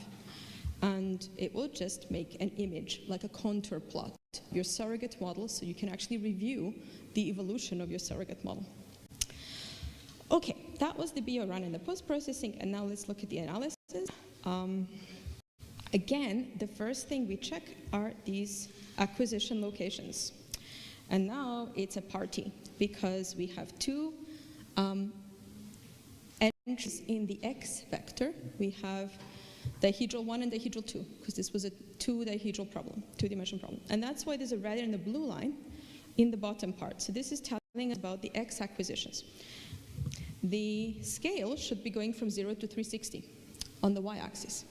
We look like we're sampling all across that space.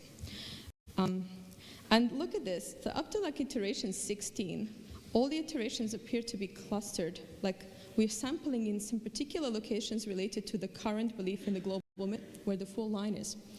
And then after that 16, we've decided we know that region enough, and we switch to exploration. So now the global minimum actually is still in the same location. The acquisitions, X locations, are all over the place.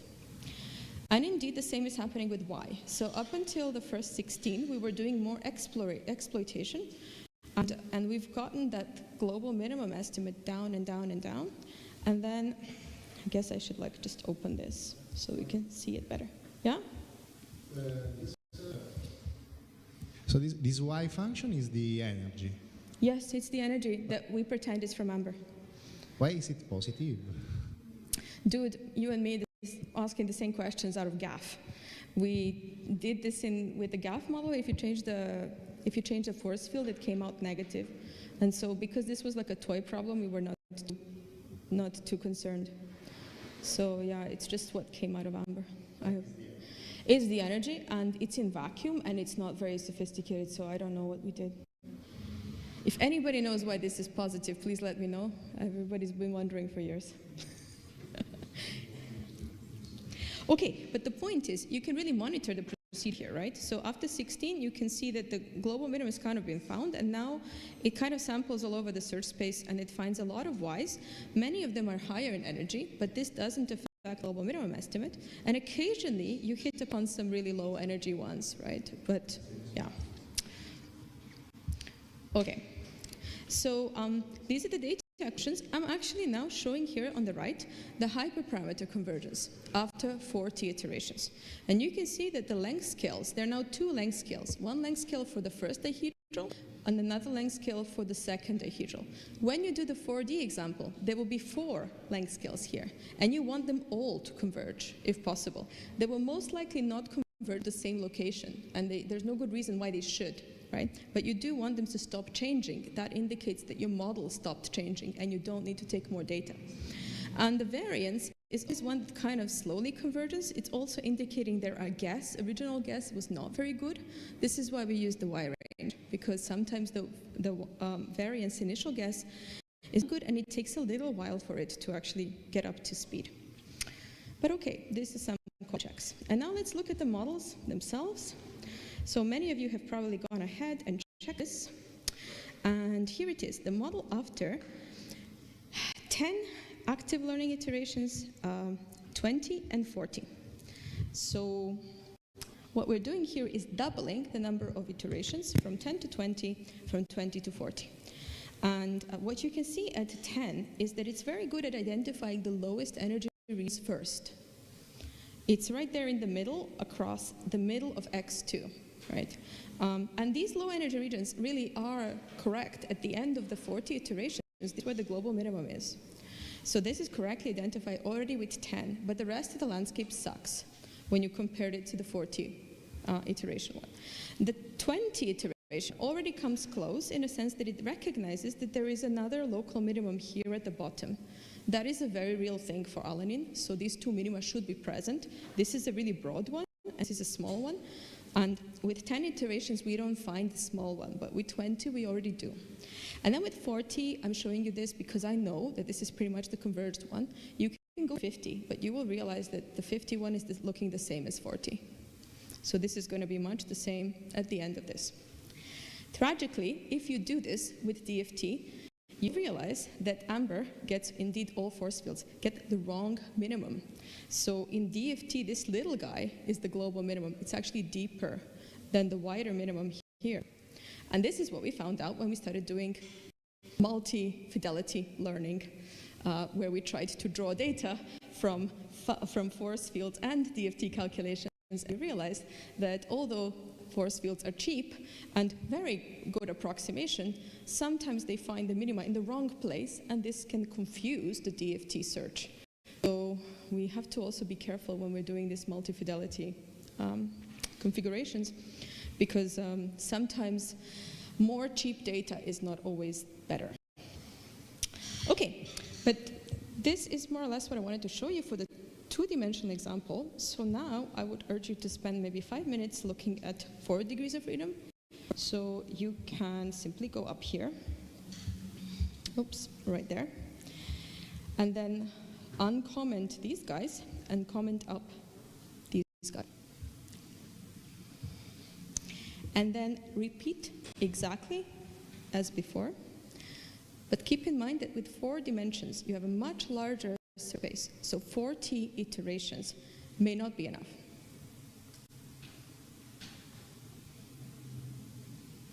And as you're doing that, if you have any questions, have a take. Luca. It looks like in this 2D case that you got already good, I mean, convergence around half, like 20, no? I mean, according to you, this is could indicate that one could stop earlier. I mean, what's the, like, I mean, is there any indication generally about the number of? So it's very interesting to find. These tools are extremely efficient at finding the global minimum very fast. While at the same time, the first time they find the global minimum, the rest of the model might be completely wrong. So they just zoom in for the kill. So this is why we see here that the global minimum size is very fast, around iteration 20. I like to always keep my eyes on the model, because this tells me that the model elsewhere is not very good. And now it depends on what you want. With experimental colleagues, we really don't care about test often. Sometimes they just want the optimal experimental combination, and the rest doesn't matter, right? So you can stop. But every time we are trying to solve a physical problem, we usually run it for way longer than this. But we do have to observe this. If this doesn't happen, then the other parts are still far away. So this is the first indicator that the model is actually stabilizing when you find the global minimum, but it's not a sufficient condition. Usually, for our runs, usually we run it longer. Is that answering your question? Thank you. Perfect. Thank you. And there was a question here, yeah? Oh, you can ask and then we can. It's just a technical problem. In the exercise description, it says it's specified by individual values called D7, right at the box. Oh, sorry. Originally, we had named them differently. I don't remember now where the D7 comes in. So I renamed them D1 to D4 in this image, but D7 I think is D2. Sorry, I forgot. My bad. Yeah. Yeah. My question was like, you said that like that this model is very good to find fast the absolute minima. But you also said that sometimes it doesn't. Did I get it wrong? Like that you always have to make sure that Yes. that is actually. Yes. So how do I know? We look at this plot. So it gets harder and harder and harder to identify the global minimum if you have more degrees of freedom, so more dimensions, and you can eat the same degrees of freedom if you have very many minima. It can also take some time to figure out which one is the lowest of them all. So this is actually an easy. I first did C60 on titanium dioxide with this tool. I died. Like C60 has so many equivalent minimum, and it was just a checkerboard, and I took waited 700 iterations until the global minimum stabilized. After that, I thought, okay, symmetry has to be done here. But yeah, you can also find 2 or 3 dimensional examples, not very large in dimensionality, but have very many minima, and then the sampling has to go on for longer to figure out which one is the global. Also, if we go to 6D or something. So what we do when we start a new system, let's say a complicated one in 6D, is we say, okay, we're going to run 300 points. And we always check how many it requires from previous works. In all our papers, we always count how many required for however many dimensions, right? So we already know now with 2 dimensions, 50 to 100. With 3 dimensions, nothing without a couple hundred. 6 dimensions, probably 500 or more. So if we're doing a new 6-dimensional run, I'll put 500 and I'll check this. Okay. And it's not looking good, and if my hyperparameters are not looking good, I'll restart. And I'll do another 300, and I'll see, okay, how's that looking? And if it's not looking good, I'll restart. Beginning, we didn't really care, so we would be like, okay, run 1,500, and then you look back and you analyze where it first converged. But now we've developed like a pretty good feeling. We've tried to publish it as a guide for others. Okay, so once you see that the variance looks converged and all the parameters look converged, you just assume that that is in fact You can definitely see that the global minimum converged this way, right? Yeah. But then we come back to Luca's question, do you still want the local minima too? If you do, then we do another check, which I'm not showing here, where we do, in the post-processing, we can add some keywords to do local minimum analysis. So it basically runs many minimizers for us, and it outputs all the minima it finds. So you can run this every 100 steps, this local minima search, and when you start getting the same output over and over and over again, you also know that all your local have converged. But usually we start running that only after we see that this global minimum has been found. Okay, thank you. Sure. So we're about 5 minutes after 5. I hope people don't mind.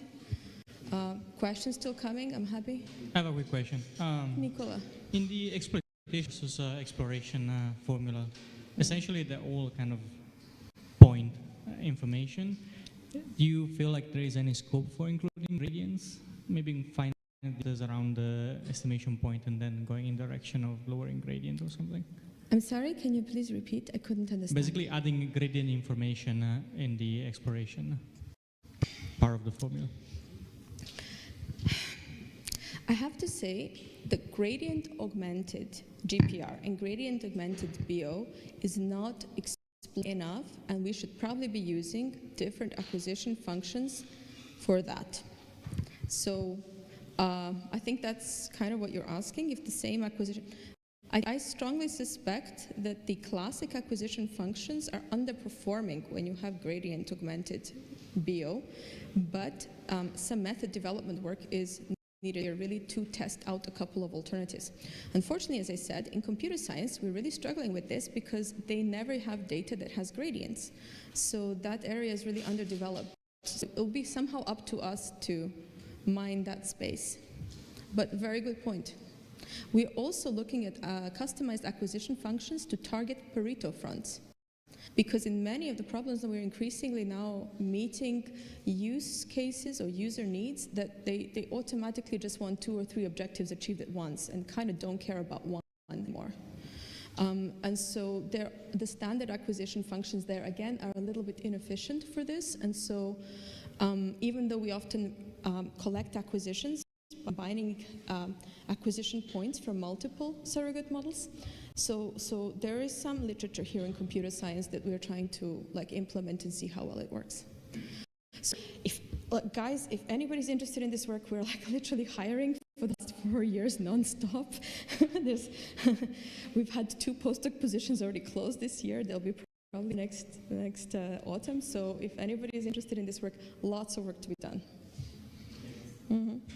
Some more questions? Yes? Yes. Here you say that the diagonal angle D7, maybe wrong. 7. Oh, that was just a question that was asked here. That's a typo. Yeah, originally, we had the Z matrix labeled it D7, and we were working with this, but now I kind of relate It's maybe one to- D4, which is D3, no? D2. Yeah, I think it's a D3 or D2. One of them is D7. Maybe D2 because it has the 3. I think it's D7 is D2. Yeah, I agree. Okay. That's what I just said. I'm Yeah. sorry that I missed it. No worries. You were very focused, I can tell. Any last questions? I don't think I'm going to do the 4D example, so I leave this up to you guys, and I'm here to answer any more questions. Or not.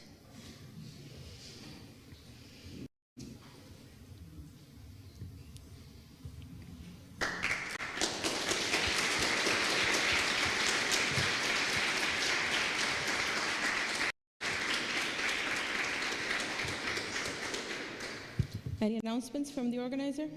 Not really. There is poster session, food, and everything. Drinkies and the beach afterwards. I have to say, the guy was complaining yesterday that he expected that we would drink more. So try to be better. Oh man.